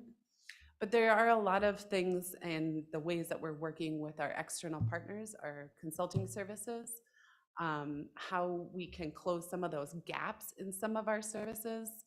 And then also just aligning some of our services, like a good example is just park functions, half of them being in community development and half of them being in public works, and how we're working better together to ensure that there's successful development, planning for and development of the systems. I know that Patrick and Kevin both touched on some of those process procedures, but escrows, property records management, just two really big things that need to be fixed in just working with all of these internal and external stakeholders. Again, then just leading that to that workflow standardization, that internal and external, how we're reviewing things internally, but also working with our external partners, that it's consistent every single time, so that internally we know what to expect and we can guide our property owners, our applicants, our business through processes that are fairly consistent, efficient, and predictable. And then lastly, just public relations and communications. I think this body knows that their communication, you've heard complaints. We've worked as a team on improving things like social media presence and website presence, but even so much as automation that we might be able to build into our technology systems so that an applicant might know if an application was received electronically. Some of that sort of stuff is areas that many cities have in place. We don't. It's just a small issue that we need to overcome. Future challenges, immediately we need to just balance some of these operational issues while also then doing the job, right? So we're facing development pressure right now. We have been, and I think one way to offset that was to, either make it harder or more challenging. Well, we need to be reviewing our operational policies, procedures, our standardizing our processes while also keeping the ship afloat. Creating those unified internal, external event review permitting processes. So we talk about activation in the downtown plan quite a bit, but we internally just don't have really good policies and procedures where we're working together and working with those event permit holders to ensure that it's meeting the public good, it's a good, successful event, but really we all know what's going to happen, where it's going to happen, how it's going to happen, when it's going to happen, all that kind of stuff. We also need to retain some sort of engineering services dedicated to building permit review. We have a pretty significant gap right now in terms of after planning, zoning, or planning development may be approved, and here's the new single family home that's going to come in. There's just some challenges in ensuring that the new construction is conforming with that development's grading erosion control plan. And that is one area that we've tried to do it internally. We've tried to utilize Bolton and Mink. Either way, the public isn't being well served with those. So during the early part of this year, we'd like to, you'll see from me an RFP for engineering services to see if we can find somebody that can help us do that very specific task for us. And then, as Patrick mentioned, just developing and refining commission onboarding and policy development. My department is facing two nearly brand new commissions, the Park and Recreation Commission and the EDA. And that onboarding of those volunteers to ensure that they have a successful service journey, that they're committed, that they work together, but do that in a way that is, furthering community policy, furthering the city goals, and also lawful, is really important to me. And so helping get them on board, helping them help us define policy is going to be a really big thing for those two bodies in the next year. Short term, kind of 1 to 2 years, address zoning administration and code enforcement gaps. And that is one, cleaning up the zoning code, but also how the department is really, how we're really working through some of the zoning code inquiries that we get, and then also the code enforcement. The city planner's position right now in the summer, about 90% of their time is just answering, what is my setbacks? What zoning district am I in? Can I build an XYZ? And it's a lot of hand-holding property owners through processes, and we need to be there for them. We can't just say, go figure it out, here's your district. We need to find those ways to, if we can't be there, what are the programs, mechanisms, other resources we can employ? And then long-term, we do need to have an analysis of the operations, the operational structure of the building inspections division. It's a part of the fire department right now, and just have that conversation if that is the best place, or bringing it into community development is a appropriate action for the organization. Also, just alignment of parks planning, development, maintenance, programming. That is going to be an ongoing kind of evolution of that partnership between Dave's office and mine and the Park and Recreation Commission, and what that really is going to look like in another 3 to 5 years. And then overall, just resource allocation. I mentioned to you that we now are staffed at our 2013 level. but we've grown. And so how my department is going to be able to keep up with just the current demand, but also the projected demand, because we are projected to grow, we are going to grow. And I hope that we can do that sustainably, and that's my goal, to do it responsibly. But we will need to have conversations about resources to help with that. So some goals just in the next year: successful onboarding of the administrative assistant and training of the city planner. Ken has only been here just about 100 days, or right around 100 days. He's still really new, still learning our code. It's a messy code. I don't really want him to learn the code. I'm not gonna lie. I want to redo the code, but he's learning it. He's working through our processes and our procedures. Updating all of our application forms, review of all the permitting procedures, process refinement, standardization, and writing it down. Kevin had a really great point. He has staff out, bills need to go out, he's got to do them, right? I know how to issue a fence permit. We need to have it written down.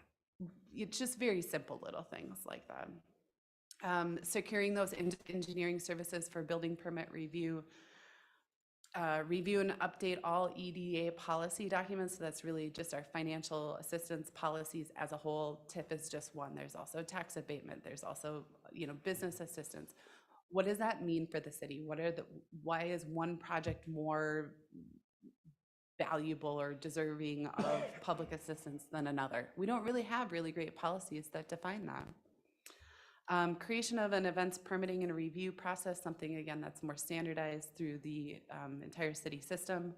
Building on community partnerships, focusing on community events and recreation, and then beginning the update of the zoning code. Relatively speaking, I think I ran through my department very quickly. If you have questions, I understand completely, but otherwise you all know how to get a hold of me if you have any questions for me. Next up, we've got Al with the fire department.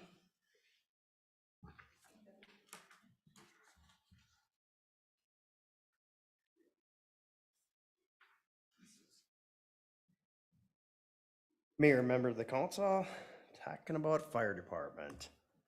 So to give a little bit of background, a lot of this is discussed with the Joint Fire Board, which is how we're organized. So a lot of this doesn't usually get back to the council, but Forest Lake Fire Department, we operate under a paid on-call fire system. We have 2 stations, one in Forest Lake and then one in Columbus. It's a substation. The department is organized under a joint powers agreement between the city of Forest Lake and the city of Columbus. With that, each city has 2 members on the joint fire board to represent their interest under the contract. And so the function of the board is to make recommendations on operational budgets and capital purchases. In that setup, we share at basically 80%, 20%. So costs are split between both cities based on valuation of market value and population. The current operating budget for Forest Lake for 2023 is $814,158.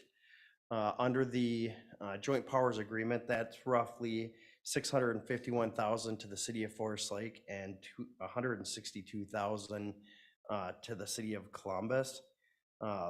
Since 2013, the average yearly budget increase for the fire department has been about 2.23%, with increases in payroll making up 2/3 of that increase over those years. Capital equipment is the biggest expense for the fire department. And over the last 4 years or 5 years since 2018, we've been working on replacing 4 apparatus. Engine 3 and Tender 1 have been received by the city or delivered and are in service. And we're currently working on Engine 2 and Engine 1, which are being built by Rosenbauer. Currently, if you order a fire truck today, you're looking at about 600 days for delivery. So it's a long build process and period.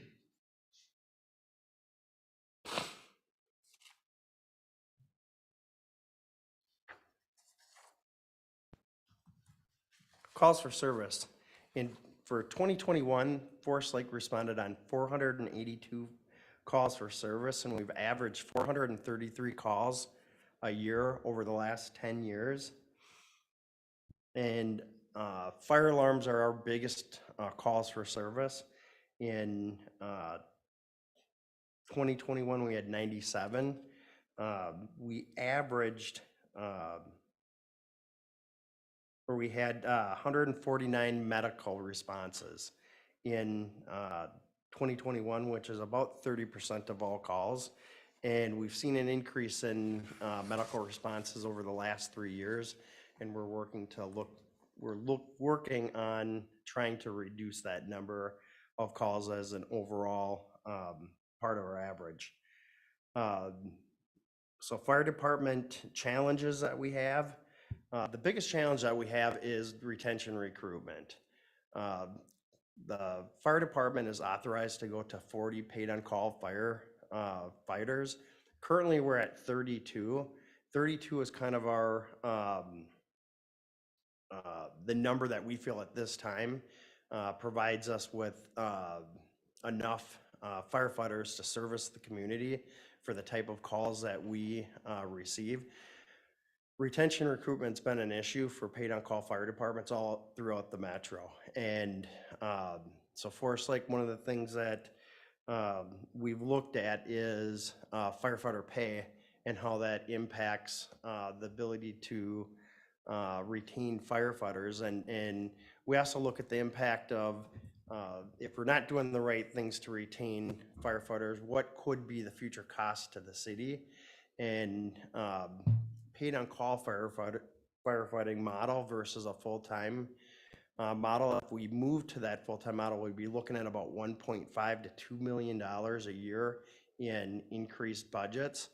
And the only funding source that we would have for that is taxes, basically. So as long as we can support the community and provide a response that supports the community, the paid on call model is what we're striving to continue to move forward with. Other challenges with recruitment and retention is when you bring on a new firefighter in their first year, on average, it's about 300 hours of training in that first year. And so a new firefighter, not only do they typically have their full-time job 40 hours a week, but on top of that, they respond to fire calls during the week and weekends, typically do training for either included would be firefighter 1, EMR, active shooter, drivers training. That's all occurs in the first year. And then around 100 hours of additional training, which is department training. That all occurs in the first year. So being able to support somebody through that process and being able to retain them after that point has been a challenge. And we have lost a few members in that first year process, but for the most part, Forest Lake's been pretty immune to the whole retention and recruitment issues. Not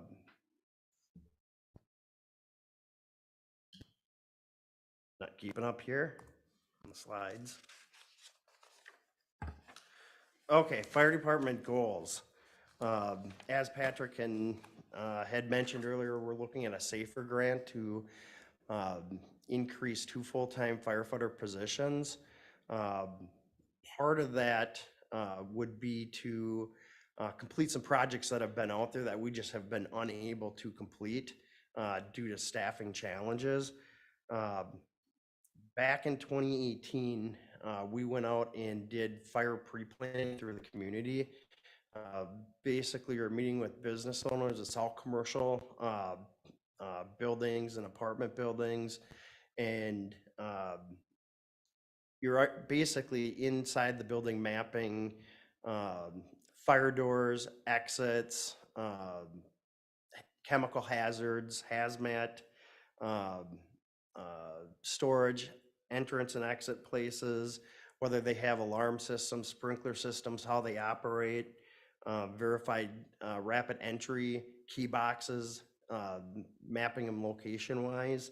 And back in 2018, we did about 60% of Forest Lake was completed and about 30% in Columbus, but that's been 5 years now. So a lot of that businesses have changed.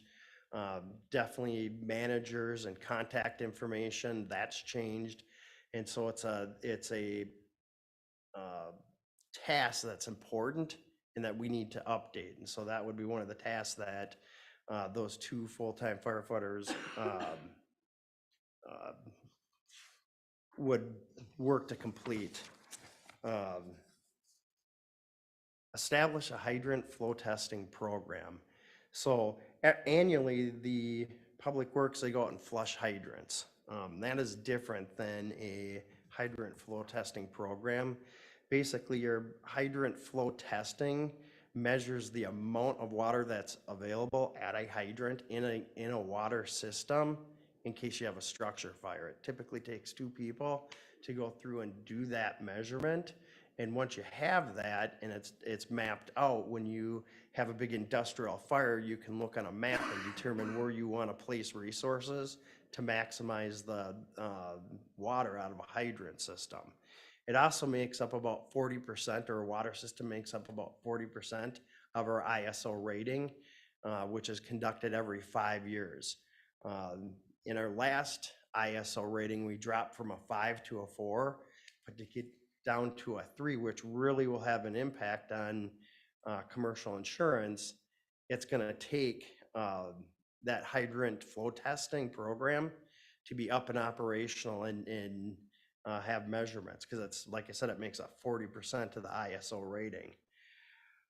And the last one is establish a fire inspection program. We did have a program roughly 10 years ago.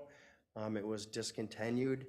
The fire inspection program, it's not mutually exclusive of pre-planning.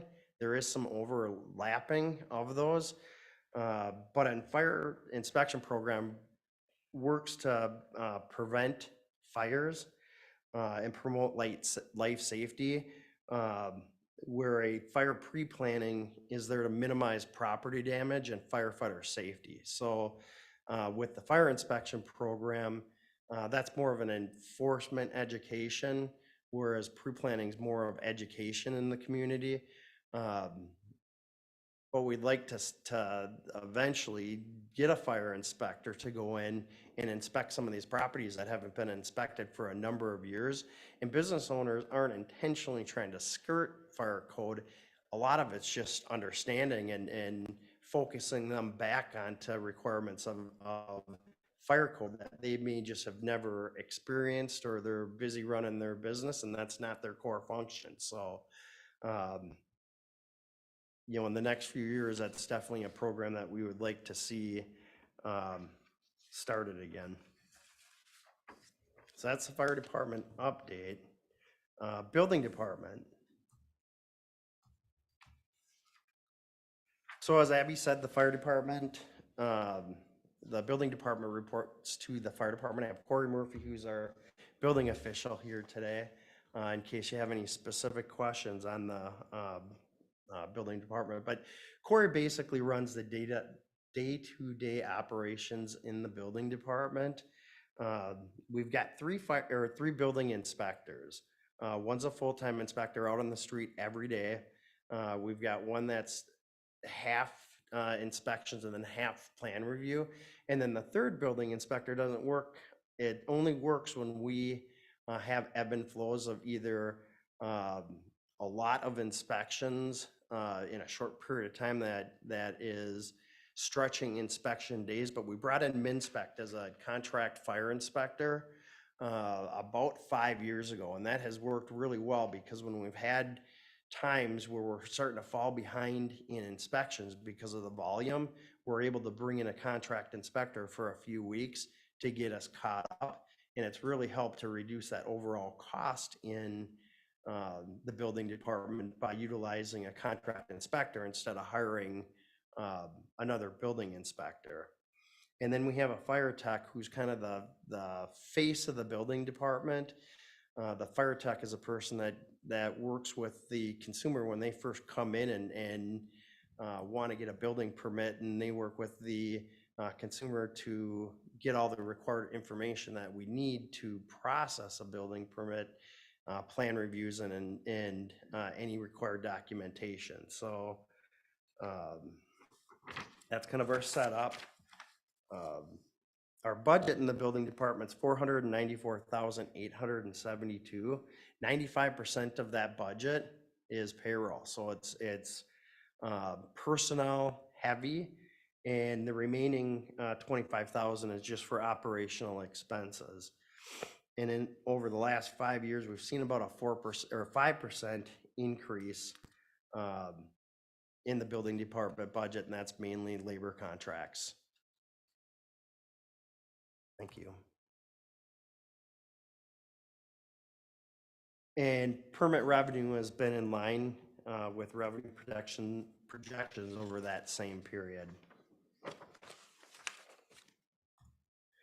The next slide shows permits and inspections for 2023, and it's interesting because in May, when we had our first rate increase, it was like building put the brakes on. People just didn't know what was going to happen with the economy, and was it going to slow down? And then we started seeing increases in lumber and construction cost and all that. Took about 2 months, and then people kind of understood that this wasn't going to kill us, and we started to see an increase in both inspections and permits. And then getting toward the end of the year, it always slows down. So next year, it's going to be interesting to see what the interest rates and whether the economy continues to put the brakes on, or if we're going to be gangbusters again. As Abby had said, we had a lot of developments lined up, and that's all been pushed out. So it's definitely economy driven. Next slide shows a 5-year history of building permits and building inspections. As we can see in 2023, brakes were put on when COVID happened. We slowed down considerably. Next year in 2021, we started to pick up, and last year with the economy, we slowed down again. So hopefully we can cross our fingers, and hopefully the economy turns and we start back into building. Operational issues, Abby had kind of talked about it, covered the big ones with the gap that we have in grading and stormwater, and just code enforcement activities. Building works a lot with that, and between those two items, it eats up a lot of Corey's time, where it should be functioning on building activities. And I think that through that RFP for engineering, I think that's going to help. And I think just the realignment and restructuring for the code enforcement will help reduce that time that building's spending on both of those items. And I think that, another thing that we've suffered in the building department over the last 5 years is we had a reputation of not being easy to work with. And I think that over the last 5 years, and with the addition of Corey in as our building official, we worked really hard to make it more customer friendly and consumer friendly, and communication, and probably 30 to 50% of my day was spent on dealing with complaints 5 or 6 years ago. And just in the last couple of years, we've really seen that slide down. In the last 6 months, I've only had a couple complaints. And so I think we're doing the right things, and I think we're building a culture in that department where contractors are now happy to work with us again. And I get reporting back that we're a lot more friendly and open, and everything's not so black and white that it has been in the past. So I'm happy to report that back. I know it's been a challenge for us in the past, but I think we're past that, but we can always do better. So that's an operational issue that's been improving in the last 5 years. Thank you. Thank you, Chief. Whoop, I've got one more. I'm not quite done yet. So our department goals, securing engineering services for building permit review and to help ensure new residential construction conforms to city standards and neighborhood plans. Update all building department application forms, review all permitting processes, and process refinement for streamlined efficiency. And as Abby had talked and Patrick had talked, developing the online permitting to make it easy access for our consumers to get permits and understand where those permits are in the process. That's all I have for the building and fire department update unless there's questions. Okay, I'll turn this over to Public Works, I believe is next. Dave's up.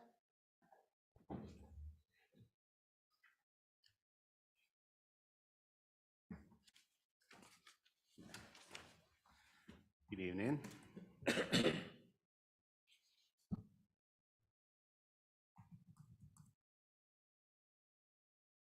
So I'm Dave Adams, Public Works Director. Public Works is basically we build, operate, and maintain all the infrastructure within the city, pretty much all the infrastructure.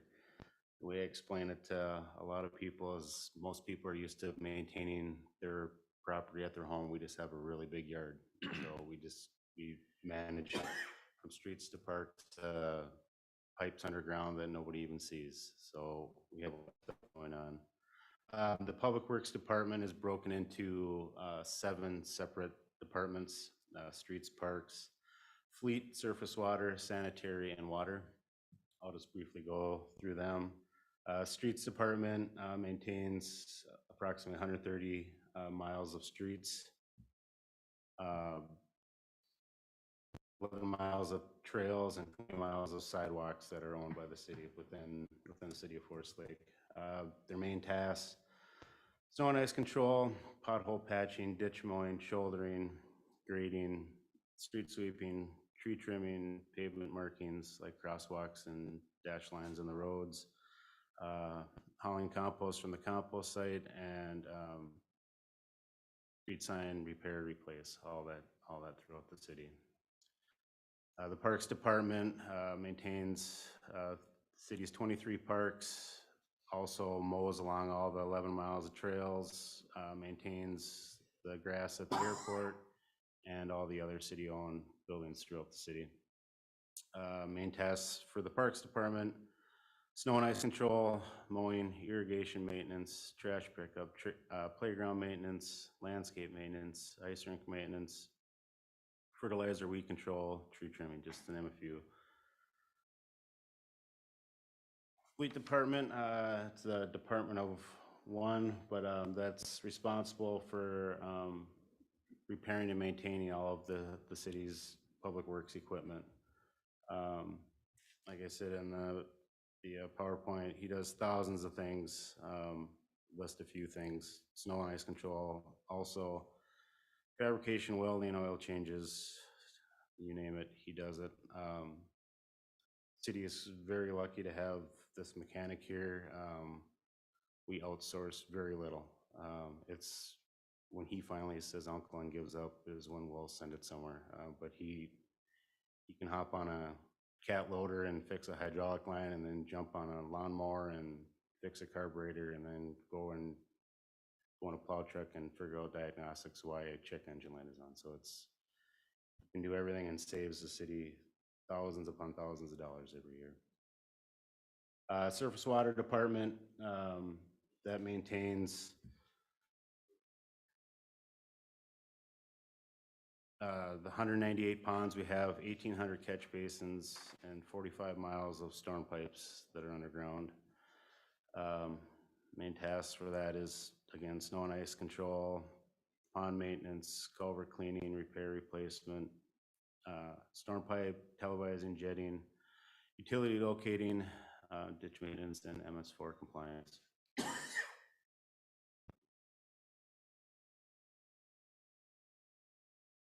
Sanitary sewer department, we have 46 lift stations in the city, 106 miles of sanitary pipe, and over 2,000 sanitary manholes that all need to be maintained. Their main tasks, just to name a few, just like before, snow and ice control and maintenance of the lift stations and sanitary lines, utility locating, to name a few. The water department, they operate and maintain 3 water plants, soon to be 4, 2 water towers, 75 miles of water mains, 1,500 valves, and over 800 fire hydrants throughout the city. I listed a few of their main tasks of how you maintain the water system. I don't know if you got the weekly report this week. It has hours of distribution or distribution of hours for 2022. It kind of lists out, I have it broken down at about 170 different job activities, and we track that throughout the year, and it should be in that weekly report. You can kind of see how all those hours get distributed around what we do on a daily basis. As far as staffing goes, there's 16 full-time employees. As I listed before, every full-time employee is involved in snow and ice control. They're spread over the departments below. I noticed earlier I did my math wrong. It should be 5 with streets, then the rest is correct. We also utilize part-time employees throughout the year. Summer seasonal staff, we have at 14, 2 people that are on the weed harvester, compost attendant, have a operator come in and clear sidewalks and trails in the winter, and some of the summer seasonals come back in the winter to do ice rink maintenance while they're on their holiday break. As Patrick mentioned before, earlier, we're kind of scattered throughout the city.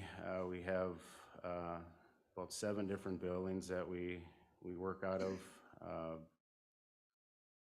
We have our main public workshop that has 2 buildings. Our warming house serves as our sign shop.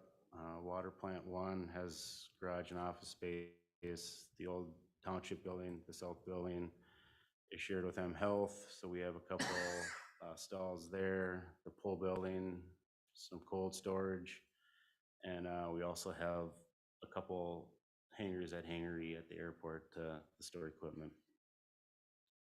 Like I said, we've gotten very creative how to operate a lot of this many locations, but sometimes it's quite difficult to remember where you put that thing. I know we have it, but where is it? So the challenge, some days it takes a couple hours just to get what you need to go and do what you need to do. You know, you try to keep the stuff you're gonna need all the time at the shop, in our main shop, but you can't keep everything there, just the size we have now. Budget, I just listed a bunch of stuff on this PowerPoint. Is the budget, just a lot of the general fund is, you know, your streets, parks, and fleet department, and compost site, and enterprise funds with sanitary sewer and water, and then the fee-based surface water. It's kind of listed what their annual budgets are. And then capital equipment for 2023 is approximately 2.1 million. A bunch of that's going to get slid to 2024 because of the plow trucks, but and then about $7.5 million in capital improvement, which is water plants and the lift station projects that we're currently doing, and including the street project for 2023 as well. Department challenges, like you heard from everybody else, it's funding, staffing, and for us, it's expectation of services. It kind of they all go hand to hand. If you don't have the staff or the funding or the equipment to do it, it's hard to do it. And we run super lean. If you saw, we have 16 full-time employees. We have 16 plow routes. So if, like today, if one person's on vacation and another person's at training, I jump in a plow truck and I'm plowing with them, but we're still down a route too, which is of everyone having to pick up another route when they're all done with their route. So we run as lean as possible, and just minor tweaks kind of really give us a challenge. So that's why, changes always need to be discussed, and hopefully we can do stuff with the budget and make those decisions as we go, because it's really difficult for us to do something very massive at a moment's notice. We're all willing to do it, but sometimes we just are hampered by what we have and who we have. Goals and needs. We just continued support from the city council.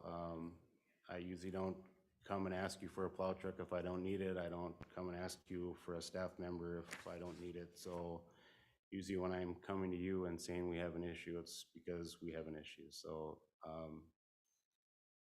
that's basically what we're looking for, support for staffing and funding, and also working together to figure out how we're going to solve the road problem, how we're going to keep enough water for residents and make sure we have enough lift stations and enough of everything we do. So our real goal for Public Works is that we just don't want to exist. We want somebody to turn the water on and their faucet on without realizing why that happened, or flush the toilet and then it goes away, and wake up in the morning and the roads are plowed, and go to Lakeside Park for summer Tuesdays and the grass is mowed. We just want that all to happen, and we try our best to make that happen. But that's our goal for Public Works, and just continued support from council is what we look for. That's it, short and sweet for me. Excellent. Thanks, Dave. Chief Peterson. Thank you.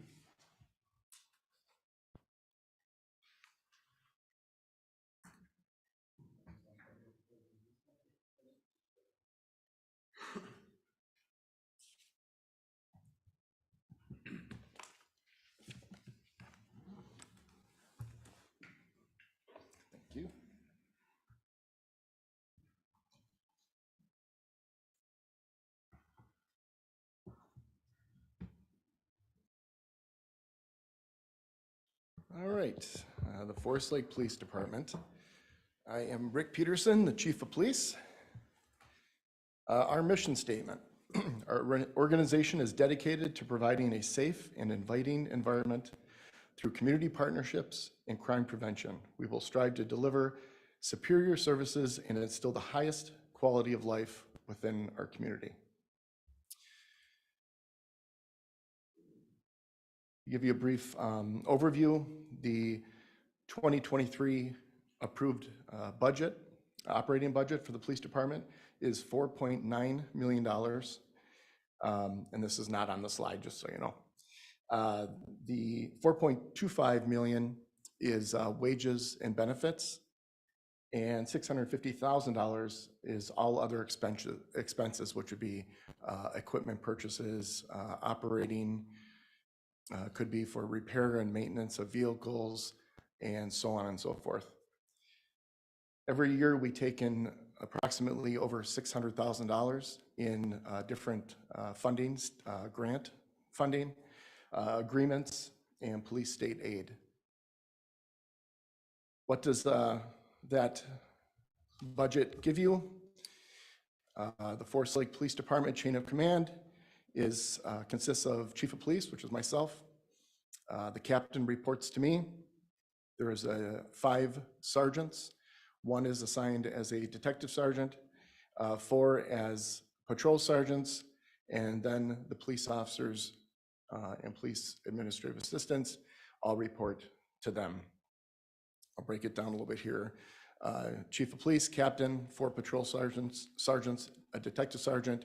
There are 2 general detectives, 1 narcotics detective that is assigned to the Washington County Narcotics Task Force, 3 school resource officers, 14 patrol officers where there's 1 vacancy at this time, 2 police administrative assistants, and then 1 evidence technician and community engagement coordinator with an approved full-time employees of 30.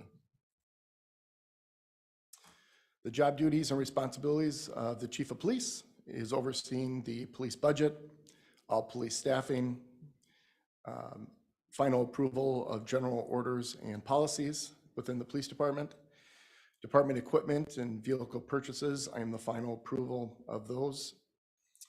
Police department contracts and agreements. This would be like school resource officer agreements and other contracts with Washington County or other law enforcement agencies. I always oversee the grant programs, and I report to the city administrator. I'm also involved in other numerous community organizations as well. The captain reports directly to me, and the captain is the second in command in the police department. So when I am gone or something happens where I'm not available, he is the one that will be overseeing all the operations of the police department. He supervises the 5 sergeants. He is also, along with Fire Chief Newman, city emergency manager. So of course we saw a lot of both Captain Greg Weiss and Fire Chief Al Newman during COVID. He oversees all the off-duty work assignments. He oversees all the city's major events and is our internal affairs supervisor, along with some other duties and responsibilities that are listed there. The 4 sergeants, there are 4 sergeants that supervise the patrol division. We attempt to have 24/7 coverage as much as possible when it comes to supervision. So they are scattered in different rotations and shifts. Currently this year, we have 1 sergeant who is assigned to the detective division. The sergeants supervise and oversee the school resource officer division, administrative assistants. They also oversee the patrol fleet, equipment, field training program, and are the direct supervisors of the SWAT and training program.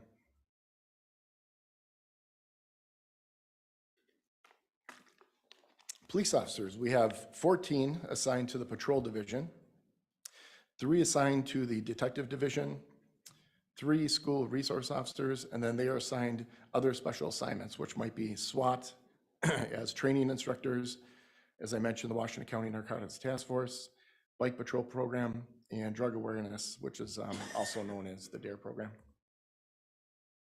Our police evidence technician and community engagement coordinator oversees just that. The property evidence room oversees the body-worn cameras and in-car cameras, video redaction and such, and then also all community events.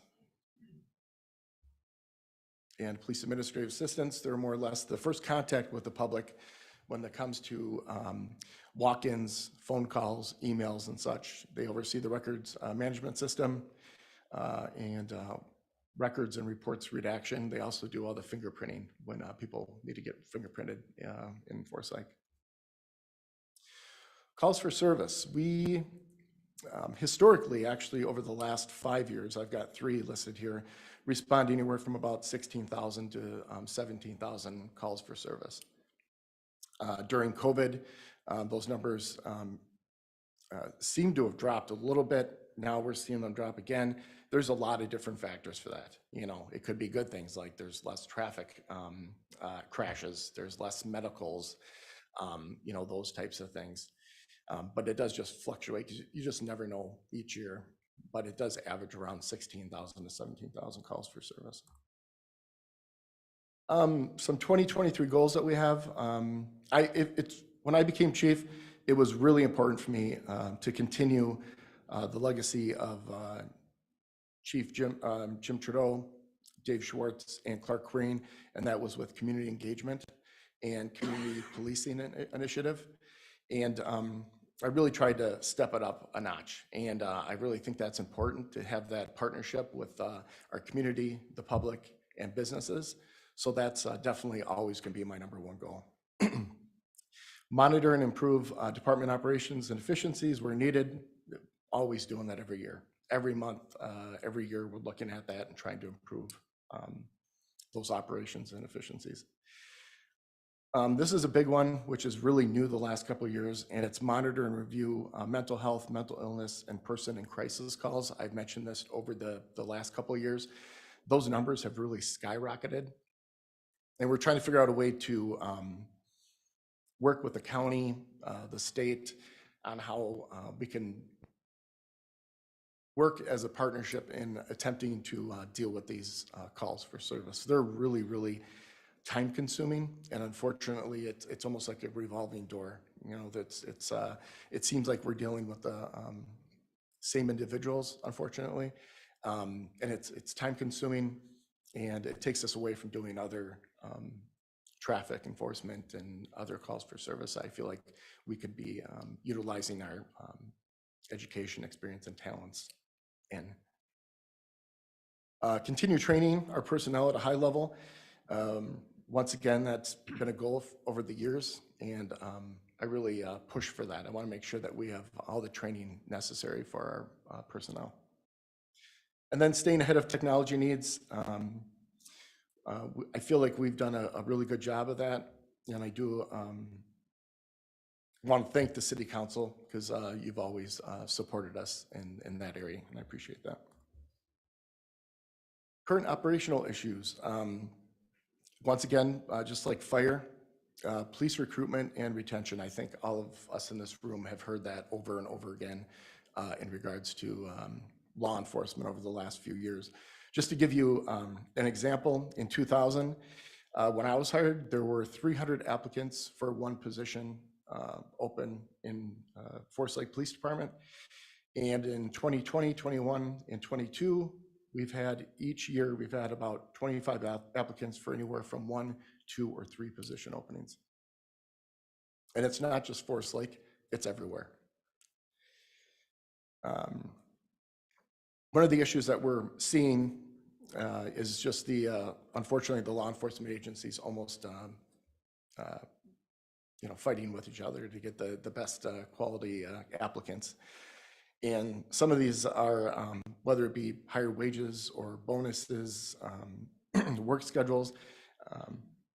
What I had put in here just recently, just because over the last few weeks I've heard of it, that officers are being promised that if you apply here and you get hired, we'll ensure that you're working days from day one. I mean, that's unheard of. Or that they're assigned to a detective division, or you're going to be our new K-9 officer. It's just crazy, but that's just the environment that we're in today. Keeping up with public safety policy and training requirements, that's a really big one over the last few years for a lot of different reasons. The Minnesota Post Board and state statutory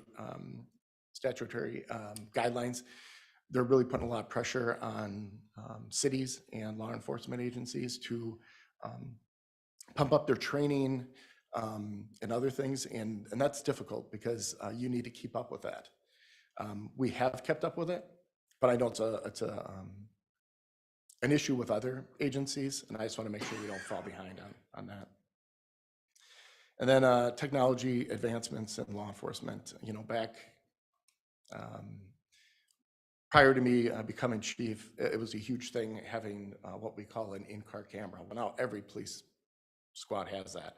And that was a huge controversy for law enforcement agencies. And then, as we all know, then it was body-worn cameras, and there's drones, and there's so many other things out there. We just don't know what that next technology advancement is going to be, but trying to keep up with those. Some challenges, immediate and short term. I'll jump down and say the recruitment and retention, which I've already mentioned. Succession planning, that is something that we really need to work on. I've talked about it over the last few years. Some of us are getting to that retirement age. Suddenly that was thrown in the back seat because we had COVID and so many other things that happened the last few years. And now it's really, it's a reality. There's 4 of 6 of us in the command staff that in the next 2 to 3 years have the potential to retire, and that's over 120 years of experience. So that's going to be a huge challenge, but I'm up to the challenge, and I want to make sure that we're sitting well the day that I end up retiring. Police personnel, another huge challenge. As we've all heard in the news, mental health with police officers is a number one priority. You know, we've all heard it with the military, with PTSD and things like that. Well, it's finally come to the forefront that people are realizing that police officers, they're paramilitary. They see a lot of the same things that frontline military see. And I do want to thank the city council. You approved some services for our police officers and resources going forward in 2023, so we can get them any help they might need. Vehicle and equipment costs are rising. That's a huge one. We talked about it during the budget discussions. A 30% increase in police cars and equipment. It goes right down the line. And then once again, the mental health and substance use disorder call response. Long-term, once again, I think it's going to be when I say long-term, I think this is going to be a 3 to 5 year. It could be a 10 to 15 year when it comes to recruitment and retention. Once again, the police personnel and mental health, staying current with staffing needs as the city's population increases. And then once again, the costs rising with vehicle equipment. So as I mentioned, community engagement and community policing has always been a huge initiative of mine. And I really think it's the face of the Forest Lake Police Department. And I want to continue with that initiative. And over the past 10 years, we participated in just a lot of community engagement. And I listed some there. Special Olympics, Forest Lake Most program, safety camp, shop with a cop, coffee with a cop, night tea and night, the school district mock car crash, and there's many others. And I just have a few pictures here of Tip a Cop, the Most Forest Lake, the mock car crash at the Forest Lake area high school, a shop with a cop that we just held last month, Forest Lake area safety camp, and night tea and night. That's all I have for you.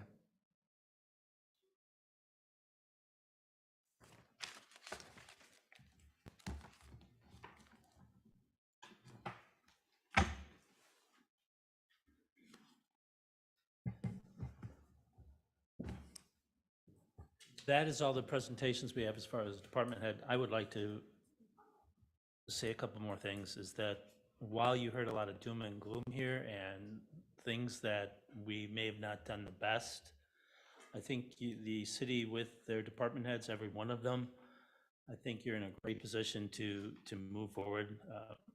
All of them have the right attitude and the willingness to improve things, and I think that's a real positive step. I think that's probably the best group of department heads you've had since probably when they lost some of the department heads. So I think we're on a positive note. I think we're all going in the right direction. So I do want to thank all the department heads for their work and for their attitude to look at an improving and how we can change things and make the citizens' experience better. So if you have questions on any of the presentations, we will be happy to answer any of those. Thank you for that. Also, just thanks for the transparency. It's be easy to just sit and blow sunshine at us and everything's perfect and everything's great and we don't need anything, and we're not in that spot where we need. I mean, those messages are always great to hear, but we need to hear what's happening, and so I just really appreciate the transparency. Maybe just round robin of council questions. There's a lot of information presented tonight. Tonight was intended to just kind of set the stage for what's upcoming for 2023. But if there are specific questions or headlines or banner items or additional information that would be helpful, maybe if we just want to do a quick round of council feedback. When have any follow-up items or things that you would like? Yeah, sure. Nothing specific, just the one question on the online for the building permits. 12 months seems like kind of a long time. That's what we're predicting by the end of the year. Is there a certain reason, just getting up to speed on that technology? We've had the technology. When it was implemented, it was not implemented for online. The software allows that. It's just going to actually take a redeployment of that software. So we're going to actually go in and almost from scratch a little bit to restart that process. So it'll take a while for us to map our processes and then gap those processes and make them streamlined and ready to go. It'll take a while. Plus, what you have to understand is the building department gets real busy in the summer, so we need their assistance as well. So we're aiming for November 1st, but maybe earlier, maybe a month later, but it's really a redeployment of our current software. It has to be restructured so it works online.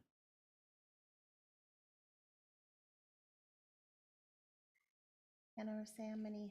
Well, questions I would just have a comment is all. This has been really helpful for all of us, I'm sure, especially the public, because they get a chance to hear what's going on and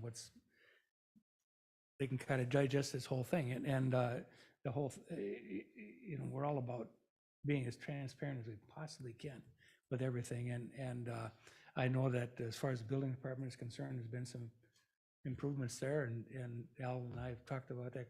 Corey and I have talked about it quite a bit. And so it's just one section there. I think I've even mentioned a couple comments of Abby, and all these folks have been really helpful in trying to get this thing figured out and fixed. So, and Dave, he has his own issues with people.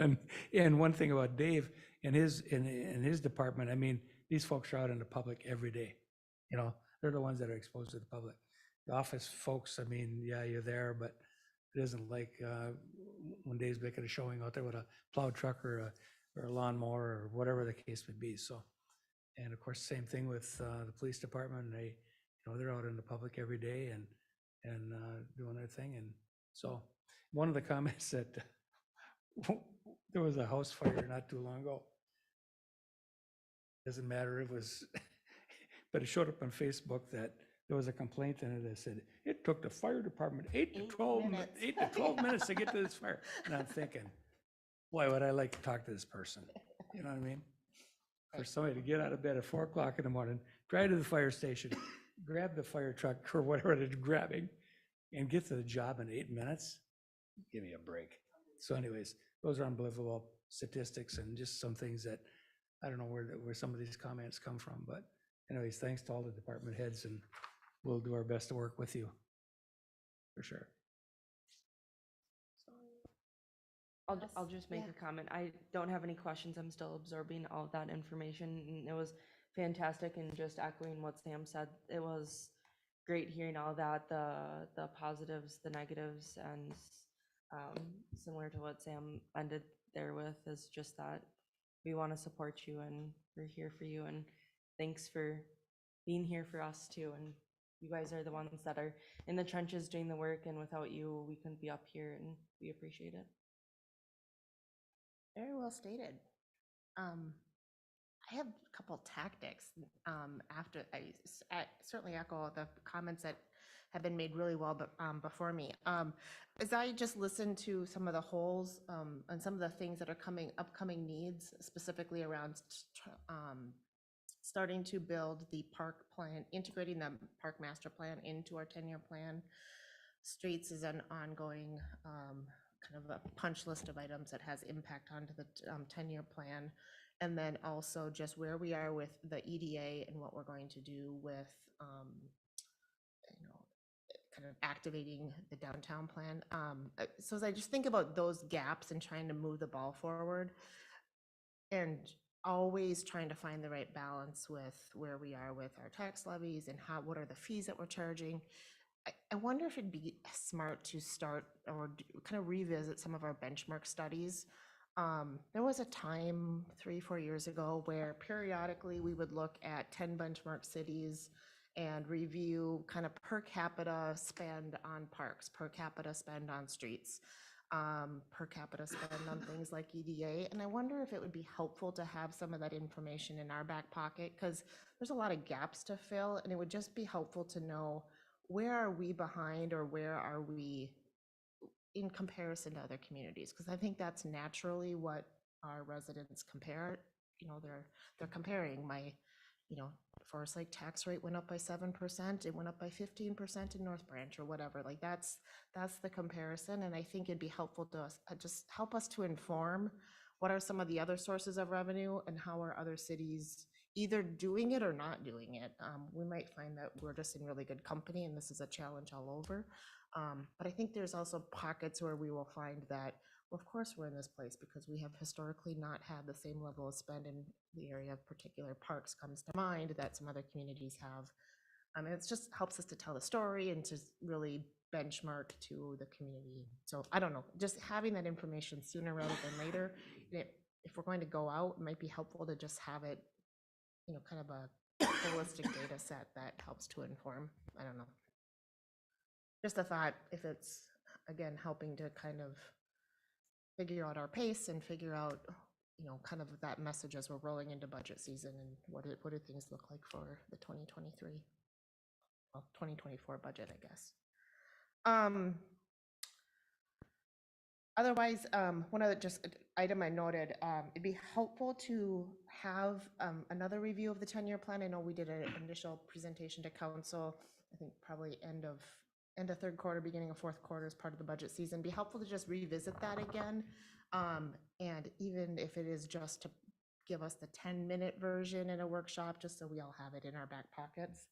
And then also, we should do another street update of, and I don't mean to create work of new material, but just to recirculate the map of all of the planned street projects and just how those are lined up or not lined up. And that's always just a good, just revisit of, oh yeah, that section of North Shore isn't scheduled till 10 years from now or whatever that plan is.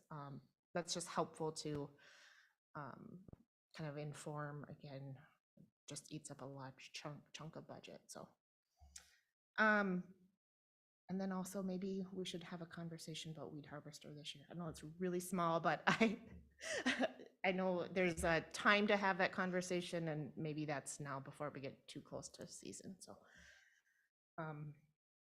there's my random list. Any other randoms that come up?